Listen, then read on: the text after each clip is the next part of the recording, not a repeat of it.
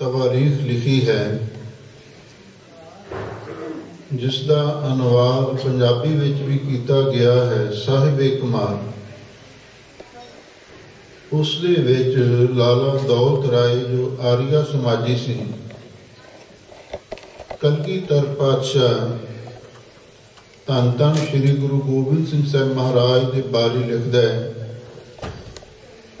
मैं दुनिया के जिहड़े तमाम रहबर होए हैं उन्हां सारियां दा इतिहास पढ़िया,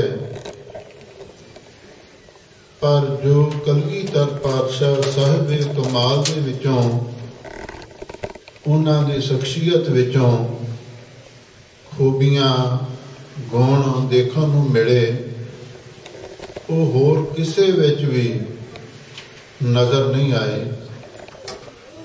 कलगीधर पातशाह ने दबे कुचली हुई कौम नूं अपने पैरों ते खड़ा कर दिता। चिड़ियां दे पासों बाज उड़ा दिते। सवा सवा लख दे नाल एक एक सिंह नूं लड़ाया। उहदे पिछे कारण की सी? उहदे पिछे कारण सी खंडे बाटे दा अमृत। वो अमृत की शक्ति सी।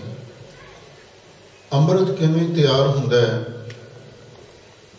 पंज प्यारे पंज बाणियां पढ़ के खंडा फेरदे हन। उस बाणी दी ते खंडे की शक्ति दे नाल वो अमृत बनता है।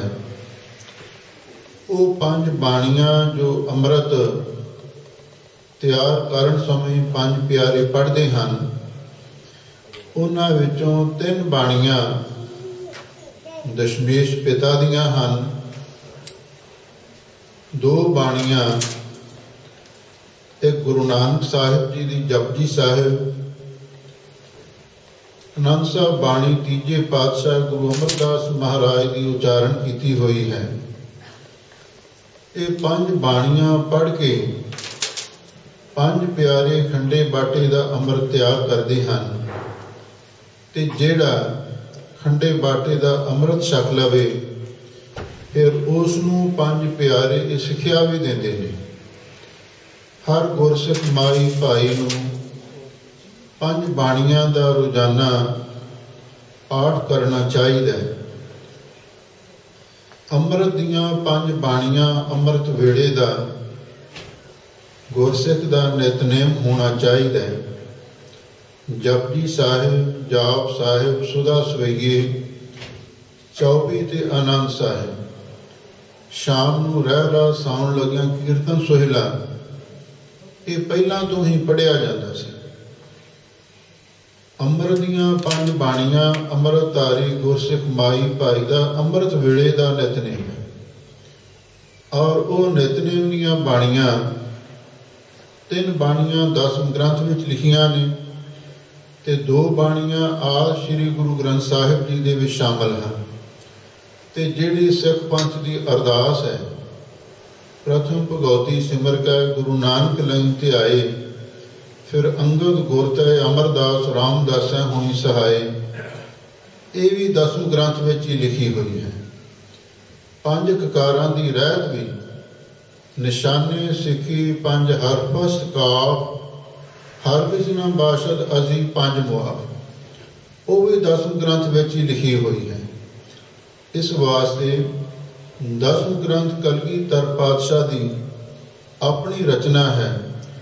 सो आप संतां पिछले दिनों तो कलगी अवतार की कथा सरवण कर रहे हो। कलगी अवतार विष्णु का 24वां अवतार होना, जिसकी कथा कलगीधर पातशाह ने उस दे आउण तो ढेर समा पहला ही लिख दी है। ये गुरु महाराज सच्चे पातशाह की सरबत्ता का प्रतीक है। पिछले 16 छंदां दे विच कलगीधर पातशाह ने जिस थां ते कल की अवतार ने प्रगट होना है, उस जगह के वल इशारे किए ने। पल पार पाया ये संभल के हरजू हरमंदर आवहेंगे। संभल उस जगह का नाम है जिस तरह कलकी अवतार ने प्रगट होना। उहदे बारे पहला भी कुछ विचार हो चुकियां ने। एक संभल कस्बा मुरादाबाद के नेड़े उत्तर प्रदेश के इंडिया में पैंदा है। दूसरा विद्वाना ने खोज की है चीन के इलाके दे विच एक जगह का नाम एक इलाके का नाम भी संभल है। उस जगह के कलकी अवतार के प्रगट होने का विद्वाना ने अनुमान लाया। अगे सतगुरु जानते हैं वो संभल नगर किथे है, पर है इस धरती ते ही कोई जगह जिसके बारे कलगीधर पातशाह ने संकेत दिता है। पल पाल पाया ये संभल के। इस संभल शहर के धरती के वड्डे भाग जागे ने, क्योंकि इसे जगह ते हरजू हरमंदर आवेंगे। हरजू विष्णु जी जिन्हां विच अकाल पुरख वाहिगुरु की कला वरत रही है, वो कलकी अवतार धारण करके हरमंदर आवेंगे। हरमंदर जो उत्थे एक धर्म स्थान होवेगा, दिवाला होवेगा, उहदे विच प्रगट होणगे। ते हरि मंदिर का अर्थ विद्वाना ने संसार भी किया है। ते हरि मंदिर का अर्थ गुरमत अनुसार हरमंदर इहो शरीर है। मनुखी शरीर नूं भी हरि का मंदिर लिखिया। इहदा मतलब हरि मंदिर संसार विच ते हरि मंदिर का अर्थ है मनुखी जामा धारण करके कलकी अवतार आउणगे। ते हुण अगे होर नवे छंदां दे विच गुरु महाराज कलकी अवतार दी महिमा उचारण करते हैं। आप संगतां प्रेम दे नाल सुनो ते एक बार प्यार दे नाल आखो सतनाम श्री वाहेगुरु साहिब जी। कोलक छंद सार सेज रूपम। लोन कोलक छंद का नाम है। इहदे विच उस कलकी अवतार दी महिमा कवि सतगुरु साहिबान कलगीधर पातशाह उच्चारण करते हैं। सारसेज रूप। सारसेज का अर्थ है कमल। कमल का फुल बहुत सुंदर होता है।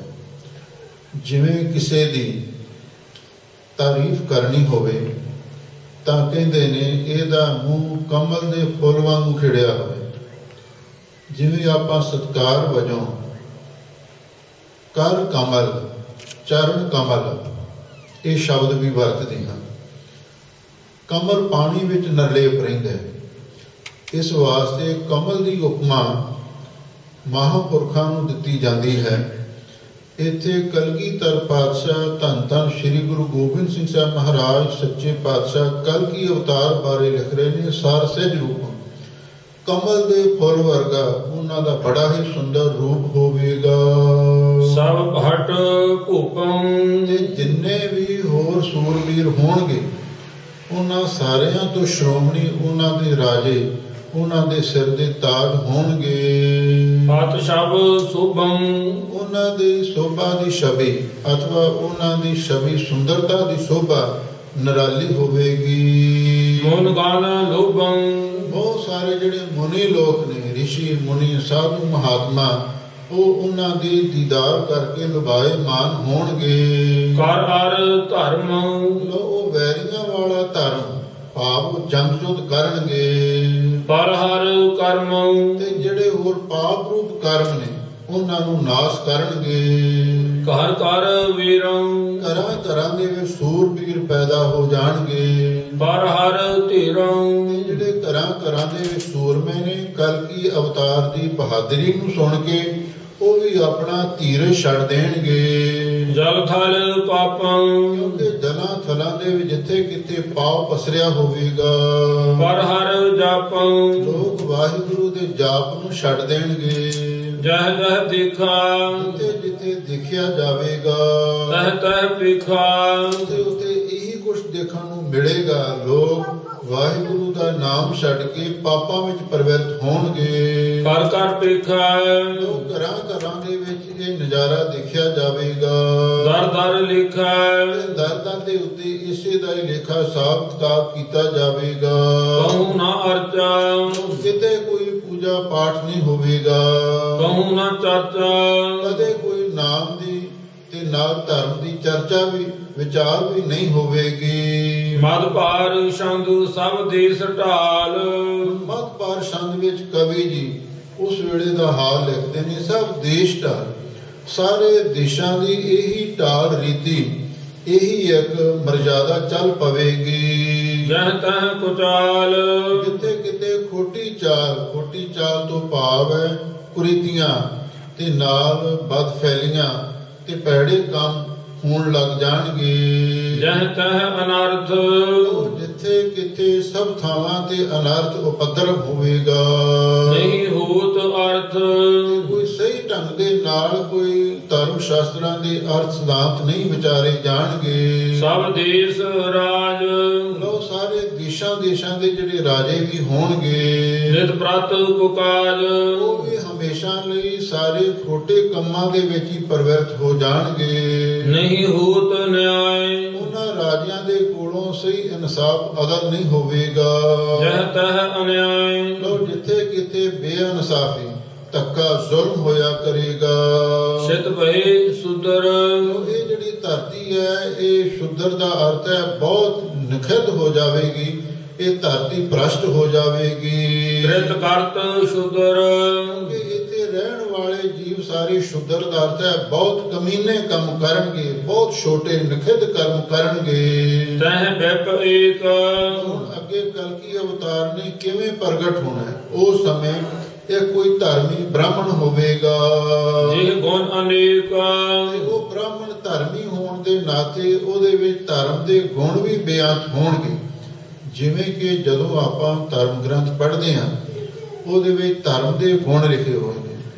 ਸਤ ਸੰਤੋਖ ਦਇਆ ਧਰਮ ਵਿਚਾਰ ਕਰਨਾ ਮੁਦਤਾ ਮੈਤਰੀ ਉਪੇਖਸ਼ਾ ਵੈਰਾਗ ਵਿਵੇਕ ਖਟ ਸੰਪਤੀ ਮਮੋਖਸ਼ਤਾ ਸਰਵਣ ਮੰਨਣ ਨਿਧਿਆਸਨ ਤਤਵੰ ਦਾ ਸੋਧਨ। ਇਹ ਸਾਰੇ ਧਰਮ ਦੇ ਗੁਣ ਲਿਖੇ ਹੋਏ ਨੇ।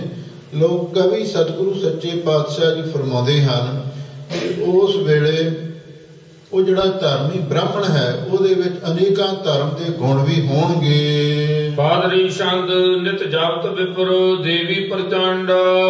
ਬਾਦਰੀ ਛੰਦ ਦੇ ਵਿੱਚ ਗੁਰੂ ਮਹਾਰਾਜ ਸੱਚੇ ਪਾਤਸ਼ਾਹ ਉਸ ਧਰਮੀ ਬ੍ਰਾਹਮਣ ਦਾ ਸਮਾਚਾਰ ਬਿਆਨ ਕਰਦੇ ਹਨ ਬਈ ਉਹ ਜਿਹੜਾ ਬ੍ਰਾਹਮਣ ਹੋਵੇਗਾ ਉਹ ਹਮੇਸ਼ਾ ਲਈ ਜਿਹੜੀ ਪ੍ਰਚੰਡ ਤੇਜ ਪ੍ਰਤਾਪ ਵਾਲੀ ਦੇਵੀ ਹੋਵੇਗੀ ਉਹਦੀ ਪੂਜਾ ਕਰੇਗਾ, ਦੇਵੀ ਦਾ ਜਾਪ ਕਰੇਗਾ। ਜਹ ਕੀਨ ਧੂਮਰ ਲੋਚਨ ਦੁਖਾਂਡ ਉਹ ਜਿਹੜੀ ਦੇਵੀ ਹੈ ਉਹ ਸ਼ਕਤੀ ਹੈ, ਭਵਾਨੀ ਹੈ, ਜਿਸਨੇ ਧੂਮਰ ਲੋਚਨ ਇੱਕ ਦੈਂਤ ਦਾ ਨਾਮ ਹੈ ਤੇ ਉਹਨੂੰ ਜਿਸਨੇ ਨਾਸ਼ ਕੀਤਾ, ਦੋ ਟੁਕੜੇ ਕਰਕੇ ਸੁੱਟਿਆ ਸੀ, ਉਹ ਆਦ ਸ਼ਕਤੀ ਦੇਵੀ ਬੜੀ ਸ਼ਕਤੀਸ਼ਾਲੀ ਹੈ। ਉਹ ਬ੍ਰਾਹਮਣ ਦੇਵੀ ਦਾ ਉਪਾਸ਼ਕ ਹੋਵੇਗਾ ਤੇ ਜਿਸਨੇ ਉਸ ਰਾਖਸ਼ ਨੂੰ ਧੂਮਰ ਲੋਚਨ ਨੂੰ ਦੋ ਟੁਕੜੇ ਕਰਕੇ ਦੋ ਫਾੜ ਕਰਕੇ ਸੁੱਟ ਦਿੱਤਾ ਸੀ। ਜਹ ਕੀਨਾ ਦੇਵ ਦਿਵਸ ਸਹਾਇ ਜਿਸ ਦੇਵੀ ਆਦ ਸ਼ਕਤੀ ਨੇ ਦੇਵਤਿਆਂ ਦੀ ਦਿਵਸ ਦਾ ਅਰਥ ਹੈ ਦੇਵਤਿਆਂ ਦਾ ਰਾਜਾ ਇੰਦਰ, ਉਹਦੀ ਵੀ ਸਹਾਇਤਾ ਕੀਤੀ ਹੈ। ਜਹ ਲੀਨ ਰੁਦਰ ਕਰਤਾ ਬਚਾਏ ਜਿਸ ਆਦ ਸ਼ਕਤੀ ਨੇ ਹੈ ਪਰਮੇਸ਼ਰ ਦੀਆਂ ਸਾਰੀਆਂ ਸ਼ਕਤੀਆਂ ਉਹਦੇ ਅਧੀਨ ਹਨ। ਜਿਸਨੇ ਜਿਹੜਾ ਰੁਦਰ ਸ਼ਿਵ ਜੀ ਸੀ ਉਹਨੂੰ ਵੀ ਹੱਥ ਦੇ ਕੇ ਬਚਾਇਆ। ਇਹਦਾ ਮਤਲਬ ਜਿਹੜੀ ਉਹ ਪਰਮੇਸ਼ਰ ਦੀ ਆਦ ਸ਼ਕਤੀ ਹੈ ਔਰ ਉਹ ਸਾਰੇ ਦੇਵੀ ਦੇਵਤਿਆਂ ਦੀ ਰੱਖਿਆ ਕਰਦੀ ਹੈ। ਜੇ ਹਤੇ ਸੁੰਭ ਨ ਸੁੰਭ ਵੀਰ ਜਿਸ ਸ਼ਕਤੀ ਨੇ ਸੁੰਭ ਤੇ ਨੈਸੁੰਭ ਦੋ ਦੈਂਤਾਂ ਦਾ ਨਾਮ ਹੈ, ਬੜੇ ਸੂਰਬੀਰ ਬਹਾਦਰ ਸਨ, ਉਹਨਾਂ ਨੂੰ ਵੀ ਉਸੇ ਆਦ ਸ਼ਕਤੀ ਨੇ ਦੇਵੀ ਨੇ ਮਾਰਿਆ ਹੈ। ਜਨ ਜੀਤ ਇੰਦਰ ਕੀਨੇ ਫਕੀਰਾ ਸੁੰਭ ਤੇ ਨੈਸੁੰਭ ਉਹ ਦੈਂਤ ਹੋਏ ਨੇ ਜਿਨ੍ਹਾਂ ਨੇ ਦੇਵਤਿਆਂ ਦੇ ਬਾਦਸ਼ਾਹ ਇੰਦਰ ਨੂੰ ਜਿੱਤ ਕੇ ਫਕੀਰ ਬਣਾ ਦਿੱਤਾ ਸੀ ਭਾਵ ਉਸ ਨੂੰ ਵੀ ਭਿਖਾਰੀ ਬਣਾ ਦਿੱਤਾ ਸੀ। ਤਿਨ ਗਈ ਸ਼ਰਨ ਜਗ ਮਾਤ ਜਾਏ। ਉਹ ਫਿਰ ਇੰਦਰ ਨੇ ਉਸ ਆਦਿ ਸ਼ਕਤੀ ਜਿਸ ਨੂੰ ਜਗਤ ਦੀ ਮਾਤਾ ਕਹਿ ਕੇ ਉਹਦੇ ਉਪਾਸ਼ਕ ਬੁਲਾਉਂਦੇ ਨੇ, ਉਹਦੀ ਜਾ ਕੇ ਸ਼ਰਨ ਗ੍ਰਹਿਣ ਕਰ ਲਈ। ਤਿਹ ਕੀਸ ਚੰਡਕਾ ਦੇਵ ਰਾਏ। ਉਹ ਫਿਰ ਚੰਡੀ ਜਿਹੜੀ ਆਦਿ ਸ਼ਕਤੀ ਹੈ ਤੇ ਉਸ ਨੇ ਉਸ ਦੇਵ ਰਾਏ ਇੰਦਰ ਦੇਵਤਿਆਂ ਦੇ ਪਾਤਸ਼ਾਹ ਦੀ ਸਹਾਇਤਾ ਕੀਤੀ। ਤੇ ਜਪਤ ਰਹਿਣ ਦਿਨ ਦਿਜ ਉਦਾਰ। ਉਹ ਜਿਹੜਾ ਧਰਮੀ ਬ੍ਰਾਹਮਣ ਹੈ ਦਿਨ ਰਾਤ ਉਸ ਦੇਵੀ ਦਾ ਨਾਮ ਜਪਦਾ ਹੋਵੇਗਾ।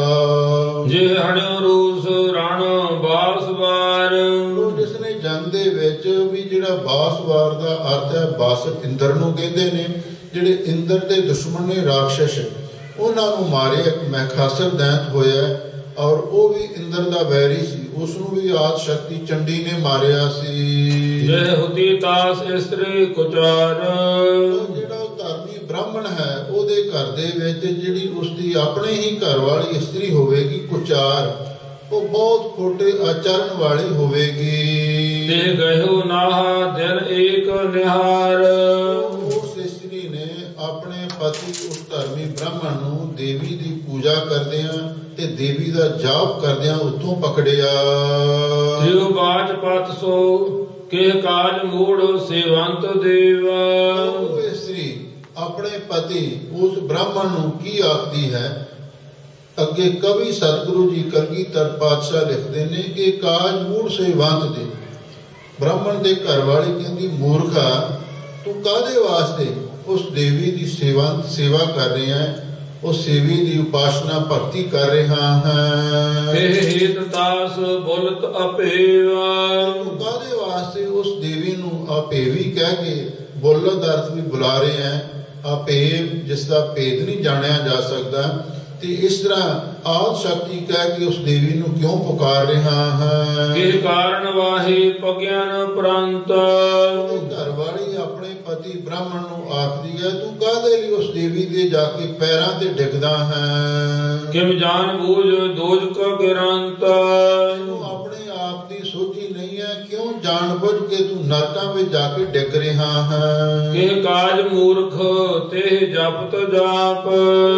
ਆਪਣੇ ਪਤੀ ਦੇ ਲਈ ਇਹ ਸ਼ਬਦ ਵਰਤੇਗੀ, ਮੂਰਖਾ ਤੂੰ ਕਾਹਦੇ ਲਈ ਉਸ ਦੇਵੀ ਦਾ ਜਾਪ ਜਪ ਰਿਹਾ ਹੈ? ਨਹੀਂ ਡਰਤ ਤੌਨ ਕੇ ਥਪਤ ਥਾਪ। ਤੇਰੇ ਮਨ ਦੇ ਵਿੱਚ ਕੋਈ ਡਰ ਭੈ ਨਹੀਂ ਹੈ, ਤੂੰ ਦੇਵੀ ਦੀ ਉਪਾਸਨਾ ਦਾ ਥਾਪ ਥਾਪਦਾ ਹੈ, ਉਹਦੀ ਪੂਜਾ ਪਾਠ ਦਾ ਸਾਜੋ ਸਾਮਾਨ ਲੈ ਕੇ ਬੈਠਾ ਹੈ। ਤੈਨੂੰ ਇਸ ਗੱਲ ਦਾ ਕੋਈ ਡਰ ਨਹੀਂ, ਕੋਈ ਭੈ ਨਹੀਂ ਹੈ। ਕਹਿਓ ਪੁਕਾਰ ਰਾਜਾ ਸਮੀਪ। ਉਹ ਇਸਤਰੀ ਆਪਣੇ ਪਤੀ ਨੂੰ ਡਰਾਵਾ ਦੇਵੇਗੀ ਤੇ ਫਿਰ ਨਾਲ ਆਖੇਗੀ, ਜਾਂ ਤੇ ਦੇਵੀ ਦੀ ਪੂਜਾ ਛੱਡ ਦੇ, ਤੇ ਨਹੀਂ ਤੇ ਮੈਂ ਜਿਹੜਾ ਮੌਕੇ ਦਾ ਰਾਜਾ ਉਹ ਨਾਸਤਕ ਹੋਵੇਗਾ ਤੇ ਮੈਂ ਰਾਜੇ ਪਾਸ ਜਾ ਕੇ ਫਰਿਆਦ ਕਰਾਂਗੀ। ਮੈਂ ਨਿਕਾਰ ਤੋਹੀ ਬਾਂਧ ਦੀਪ। ਜਿਹੜਾ ਰਾਜਾ ਹੈ ਉਹ ਨਾਸਤਕ ਹੋਵੇਗਾ ਤੇ ਆਪਣੇ ਪਤੀ ਬ੍ਰਾਹਮਣ ਨੂੰ ਆਖਦੀ ਹੈ, ਉਹ ਤੈਨੂੰ ਆਪਣੇ ਦੇਸ਼ ਦੇ ਵਿੱਚੋਂ ਬਾਹਰ ਕੱਢ ਦੇਵੇਗਾ, ਤੈਨੂੰ ਦੇਸ਼ ਨਿਕਾਲਾ ਦੇ ਦੇਵੇਗਾ, ਕਿਉਂਕਿ ਇੱਥੇ ਕਮਿਊਨਿਸਟਾਂ ਦਾ ਰਾਜ ਹੈ, ਨਾਸਤਕਾਂ ਦਾ ਰਾਜ ਹੈ। ਤੂੰ ਇੱਥੇ ਰਹਿ ਕੇ ਕਿਸੇ ਧਰਮ ਦੀ ਮਰਜ਼ਾਦਾ ਨਹੀਂ ਰੱਖ ਸਕਦਾ, ਕਿਸੇ ਦੇਵੀ ਦੇਵਤੇ ਇਸ਼ਟ ਦੀ ਪੂਜਾ ਨਹੀਂ ਕਰ ਸਕਦਾ। ਨਹੀਂ ਲਖਾ ਤਾਹੇ ਬ੍ਰਹਮਾ ਕੁਨਾਰ। ਲੋਕ ਕਵੀ ਸਤਿਗੁਰੂ ਜੀ ਫਰਮਾਉਂਦੇ ਨੇ, ਉਸ ਬਦ ਚਲਣ ਇਸਤਰੀ ਨੇ, ਉਸ ਬਦ ਨਸੀਬ ਨੇ ਇਸ ਗੱਲ ਨੂੰ ਨਹੀਂ ਸਮਝਿਆ ਵੀ ਉਹ ਜਿਹੜਾ ਬ੍ਰਾਹਮਣ ਹੈ ਬੜਾ ਧਰਮੀ ਹੈ। ਧਰਮਾਰਥ ਆਨ ਲਿਨੋ ਅਵਤਾਰ। ਬ੍ਰਾਹਮਣ ਨੂੰ ਵੀ ਧਰਮ ਦੇ ਵਾਸਤੇ ਦੁਨੀਆ ਦੇ ਵਿੱਚ ਆ ਕੇ ਅਵਤਾਰ ਲੈਣਾ ਪਿਆ ਹੈ, ਕਿਉਂਕਿ ਉਹ ਧਰਮੀ ਸੀ। ਉਸ ਧਰਮ ਦੇ ਪ੍ਰਚਾਰ ਲਈ ਉਹਦਾ ਅਵਤਾਰ ਵਾਹਿਗੁਰੂ ਪਰਮੇਸ਼ਰ ਨੇ ਉਸ ਨੂੰ ਲੈਣ ਦਾ ਹੁਕਮ ਕੀਤਾ ਹੈ। ਸ਼ੂਦਰੰ ਸਮਸਤੁ ਨਾ ਸਾਰਥ ਹਿਤ। ਇਸੇ ਬ੍ਰਾਹਮਣ ਨੇ ਜਿੰਨੇ ਵੀ ਸ਼ੂਦਰ ਨੀਚ ਕਲਯੁਗ ਦੇ ਰਾਜੇ ਹੋਣਗੇ, ਉਹਨਾਂ ਦੇ ਨਾਸ਼ ਵਾਸਤੇ, ਉਹਨਾਂ ਦੇ ਖਾਤਮੇ ਵਾਸਤੇ ਇਹਨੇ ਹੀ ਸਬਬ ਬਣਨਾ ਹੈ।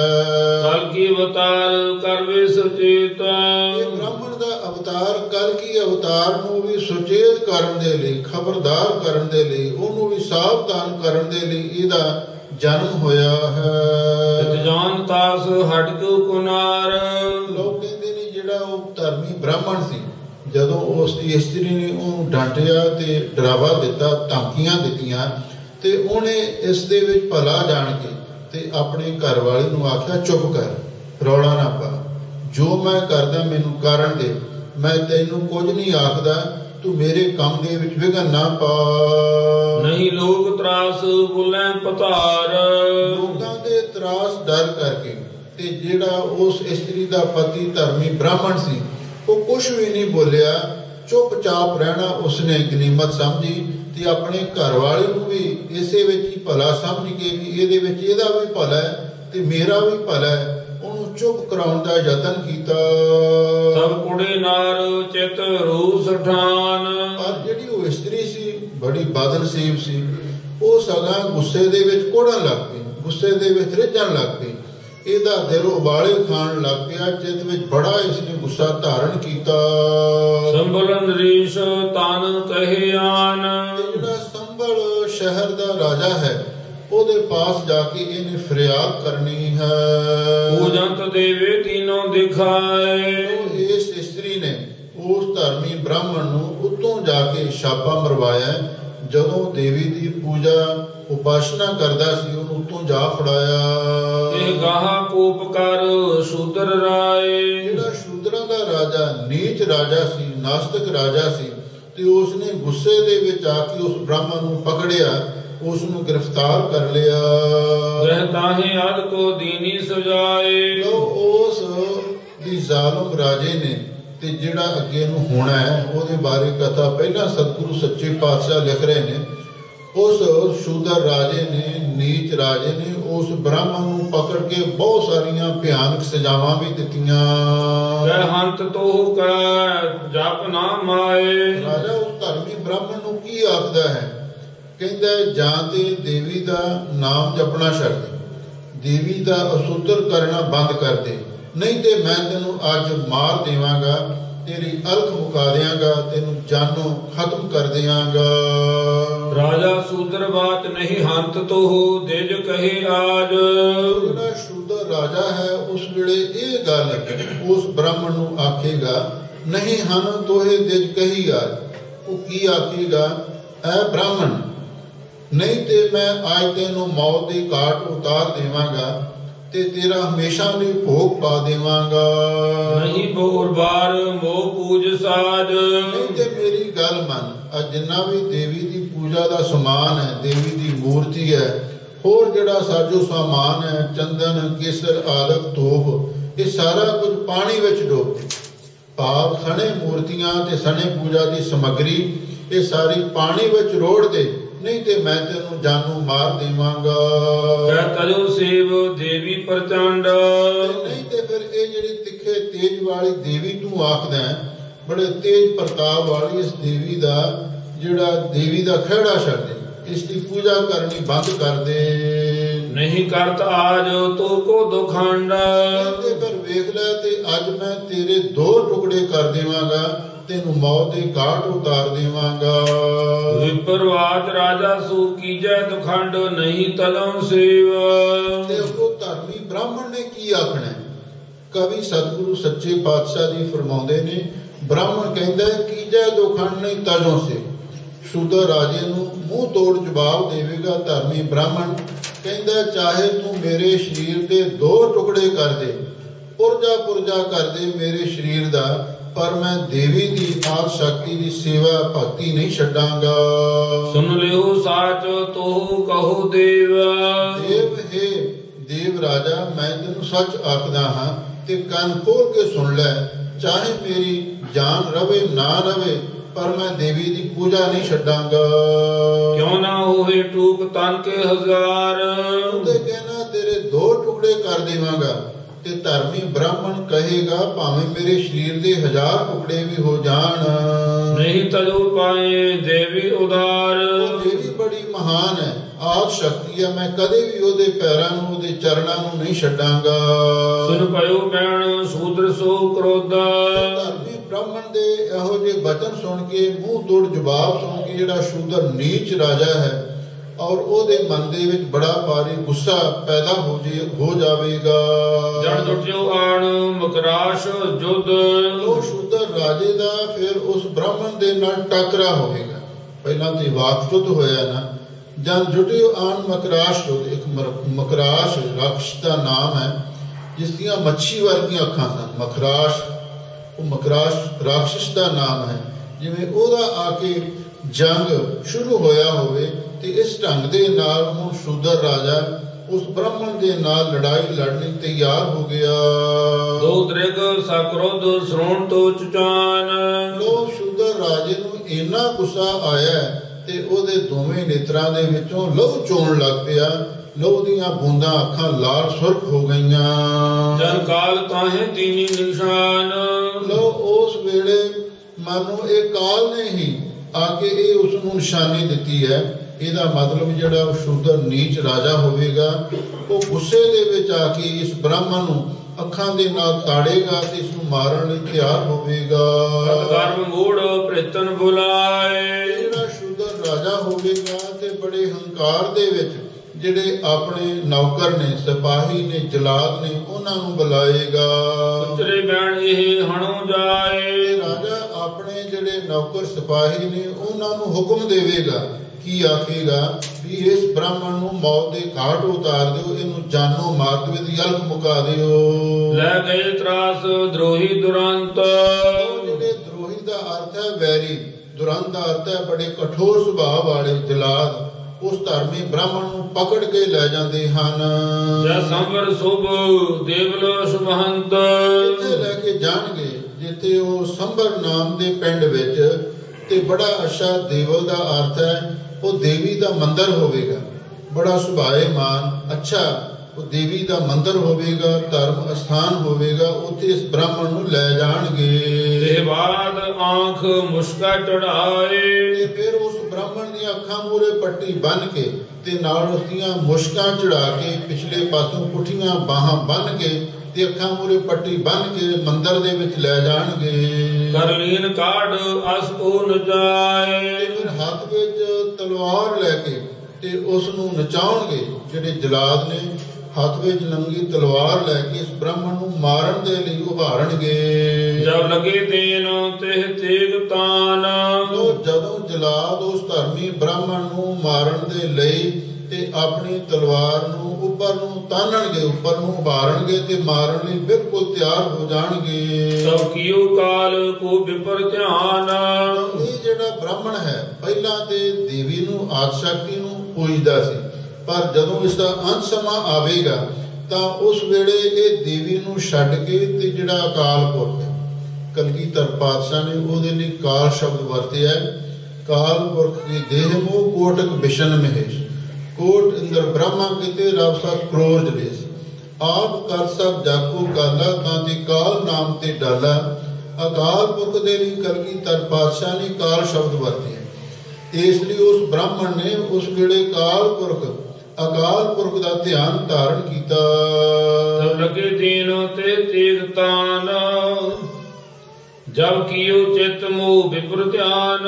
ਲੋ ਜਦੋਂ ਉਸ ਧਰਮੀ ਬ੍ਰਾਹਮਣ ਨੇ ਪਹਿਲਾਂ ਆਦਿ ਸ਼ਕਤੀ ਨੂੰ ਆਰਾਧਨਾ ਸੀ, ਪਰ ਅੰਤ ਸਮੇਂ ਜਦੋਂ ਉਸਨੇ ਮਹਾਕਾਲ, ਉਸ ਅਕਾਲ ਪੁਰਖ ਜਿਸ ਦੇ ਇਹ ਸ਼ਕਤੀ ਵੀ ਅਧੀਨ ਹੈ, ਤੇ ਉਸ ਅਕਾਲ ਪੁਰਖ ਵਾਹਿਗੁਰੂ ਦਾ ਚਿਤ ਵਿੱਚ ਧਿਆਨ ਕੀਤਾ। ਦੀਨ ਦਸ ਤਬ ਕਾਲ ਆਨ, ਉਸ ਵੇਲੇ ਉਸ ਮਹਾਕਾਲ ਨੇ ਵੀਰ ਰਸ ਰੂਪ ਧਾਰਨ ਕਰਕੇ ਉਹਨੂੰ ਆ ਕੇ ਦਰਸ਼ਨ ਦਿੱਤਾ। ਨਹੀਂ ਕਰੋ ਚਿੰਤ ਚਿਤ ਮਾਝ ਏਕ, ਉਸ ਵੇਲੇ ਮਹਾਕਾਲ ਅਕਾਲ ਪੁਰਖ ਨੇ ਪ੍ਰਗਟ ਹੋ ਕੇ ਧਰਮੀ ਬ੍ਰਾਹਮਣ ਨੂੰ ਸਮਝਾਇਆ, ਇਸ ਨੂੰ ਹੌਸਲਾ ਦਿੱਤਾ, ਇਹਨੂੰ ਦਰਸ਼ਨ ਹੋਏ ਤੇ ਨਾਲ ਇਹ ਆਖਿਆ ਤੂੰ ਆਪਣੇ ਚਿੱਤ ਵਿੱਚ ਇੱਕ ਗੱਲ ਦੀ ਵੀ ਚਿੰਤਾ ਨਾ ਕਰ, ਕੋਈ ਤੋਖਲਾ ਨਾ ਕਰ। ਤਬ ਹੇਤ ਛਤਰ ਹਨ ਹੈ ਅਨੇਕ, ਤੇਰਾ ਤੇ ਇੱਕ ਬਹਾਨਾ ਹੀ ਬਣਾਇਆ ਤੇ ਤੇਰਾ ਬਹਾਨਾ ਬਣਾ ਕੇ ਤੇ ਬਹੁਤ ਸਾਰੇ ਜਿਹੜੇ ਧਰਮ ਦੇ ਦੁਸ਼ਮਣ ਨੇ, ਧਰਮ ਦੇ ਵੈਰੀ ਨੇ, ਅਣਗਿਣਤ ਵੈਰੀਆਂ ਨੂੰ ਨਾਸ਼ ਕਰਾਂਗਾ। ਤਬ ਪਰੇ ਸ਼ੂਕ ਭੂਰ ਹੈ ਮਝਾਰ, ਉਹ ਜਿਹੜਾ ਜਿੱਥੇ ਉਹ ਮੰਦਰ ਹੋਵੇਗਾ ਨਾ, ਤੇ ਉਹ ਗੁਫਾ ਦੇ ਵਿੱਚੋਂ, ਤੇ ਉੱਥੇ ਗੁਫਾ ਹੋਵੇਗੀ, ਉਸ ਭੋਰੇ ਦੇ ਵਿੱਚੋਂ, ਉਸ ਗੁਫਾ ਦੇ ਵਿੱਚੋਂ ਬੜੀ ਭਿਆਨਕ ਗਰਜ ਪੈਦਾ ਹੋਵੇਗੀ। ਆ ਜਿਵੇਂ ਕੋਈ ਜੰਗੀ ਹਵਾਈ ਜਹਾਜ਼ ਉੱਡਦੀ ਨੇ ਨਾ, ਬੜੀ ਸ਼ੂਕਰ ਪੈਂਦੀ ਹੈ, ਤੇ ਇਸ ਤਰ੍ਹਾਂ ਦੀ ਬੜੀ ਸ਼ੂਕਰ ਪਵੇਗੀ ਤੇ ਪਾਪ ਬੜੀ ਭਿਆਨਕ ਡੂੰਘੀ ਆਵਾਜ਼ ਸੁਣਾਈ ਦੇਵੇਗੀ। ਉਪਜੋ ਆਨ ਕਲ ਕੀ ਅਵਤਾਰ, ਉਸ ਭੋਰੇ ਦੇ ਵਿੱਚੋਂ, ਪਹਾੜ ਦੀ ਗੁਫਾ ਦੇ ਵਿੱਚੋਂ ਜਿਹੜਾ ਕਲ ਕੀ ਅਵਤਾਰ ਹੈ ਉਹ ਇੱਕਦਮ ਆ ਕੇ ਪ੍ਰਗਟ ਹੋ ਜਾਵੇਗਾ। ਤਾੜ ਪ੍ਰਮਾਣ ਕਰ ਆਸ ਉਤੰਗ, ਜਿਵੇਂ ਤਾੜ ਦਾ ਬਿਰਛ ਬਹੁਤ ਲੰਬਾ ਹੁੰਦਾ ਹੈ ਤੇ ਬਹੁਤ ਲੰਬੀ ਸ੍ਰੀ ਸਾਹਿਬ ਤੇਗਾ ਖੰਡਾ ਉਹਦੇ ਹੱਥ ਵਿੱਚ ਬਹੁਤ ਉਤੰਗ ਦਾ ਉੱਚਾ ਚੁੱਕਿਆ ਹੋਵੇਗਾ। ਤਰਕਸ਼ ਸ਼ਵਸ਼ ਤਾਜੀ ਸੁਰੰਗ, ਉਹਦੇ ਹੇਠਾਂ ਤਰਕਸ਼ ਤੁਰਕਾਨ ਦੇਸ਼ ਦਾ ਘੋੜਾ ਸਵਸ਼ ਜਿਹੜਾ ਬੜਾ ਹੀ ਸੁੰਦਰ ਤੇ ਸੋਹਣੇ ਰੰਗ ਦਾ ਘੋੜਾ ਹੋਵੇਗਾ। ਇਹਦਾ ਮਤਲਬ ਇਹ ਹੈ ਜਦੋਂ ਕਲਕੀ ਅਵਤਾਰ ਆਵੇਗਾ ਤੇ ਉਸ ਗੁਫਾ ਦੇ ਵਿੱਚੋਂ ਘੋੜੇ ਤੇ ਸਵਾਰ ਹੋ ਕੇ ਹੱਥ ਵਿੱਚ ਨੰਗੀ ਤਲਵਾਰ ਲੈ ਕੇ ਤਲਵਾਰ ਨੂੰ ਉਭਾਰ ਕੇ ਉੱਪਰ ਨੂੰ ਚੁੱਕ ਕੇ ਬਾਹਰ ਨਿਕਲੇਗਾ। ਤਰਕਸ਼ ਸਵਸ਼ ਤਾਜੀ ਸੁਰੰਗ, ਉਹ ਜਿਹੜਾ ਘੋੜਾ ਹੈ ਬੜੇ ਸੋਹਣੇ ਰੰਗ ਵਾਲਾ ਹੋਵੇਗਾ। ਸਿਰਖੰਡੀ ਛੰਦ ਬੱਜੇ ਨਾਦ ਸੁਰੰਗੀ ਧੱਕਾਂ ਕੋਰੀਆਂ, ਕਿਉਂਕਿ ਸਿਰਖੰਡੀ ਛੰਦ ਦਾ ਨਾਮ ਹੈ। ਕਵੀ ਸਤਿਗੁਰੂ ਜੀ ਫਰਮਾਉਂਦੇ ਨੇ ਉਸ ਵੇਲੇ ਕਿਹੋ ਜਿਹਾ ਸਮਾਂ ਆਵੇਗਾ, ਜੰਗ ਜੁੱਧ ਸ਼ੁਰੂ ਹੋਣਗੇ, ਵੱਜੇ ਨਾਦ ਸੁਰੰਗੀ ਧੱਗਾਂ ਕੋਰੀਆਂ, ਤੇ ਫਿਰ ਉਸ ਵੇਲੇ ਧੌਂਸੇ ਗੱਜਣਗੇ, ਧੌਂਸੇ ਗੂੰਜਣਗੇ ਤੇ ਬਹੁਤ ਸਾਰੇ ਸੋਹਣੇ ਰੰਗਾਂ ਦੇ ਨਾਦ ਜੰਗੀ ਵਾਜੇ ਵੱਜਣਗੇ। ਨੱਚੇ ਜਾਣ ਫਿਰੰਗੀ ਵੱਜੇ ਘੁੰਗਰੂ, ਫਿਰ ਇਸ ਤਰ੍ਹਾਂ ਕਹਿੰਦੇ ਨੇ ਵੀ ਸੂਰਮੇ ਨੱਚਣਗੇ ਜਿਨ੍ਹਾਂ ਦੇ ਪੈਰਾਂ ਦੇ ਵਿੱਚ ਘੁੰਗਰੂ ਪਾਏ ਹੋਣਗੇ।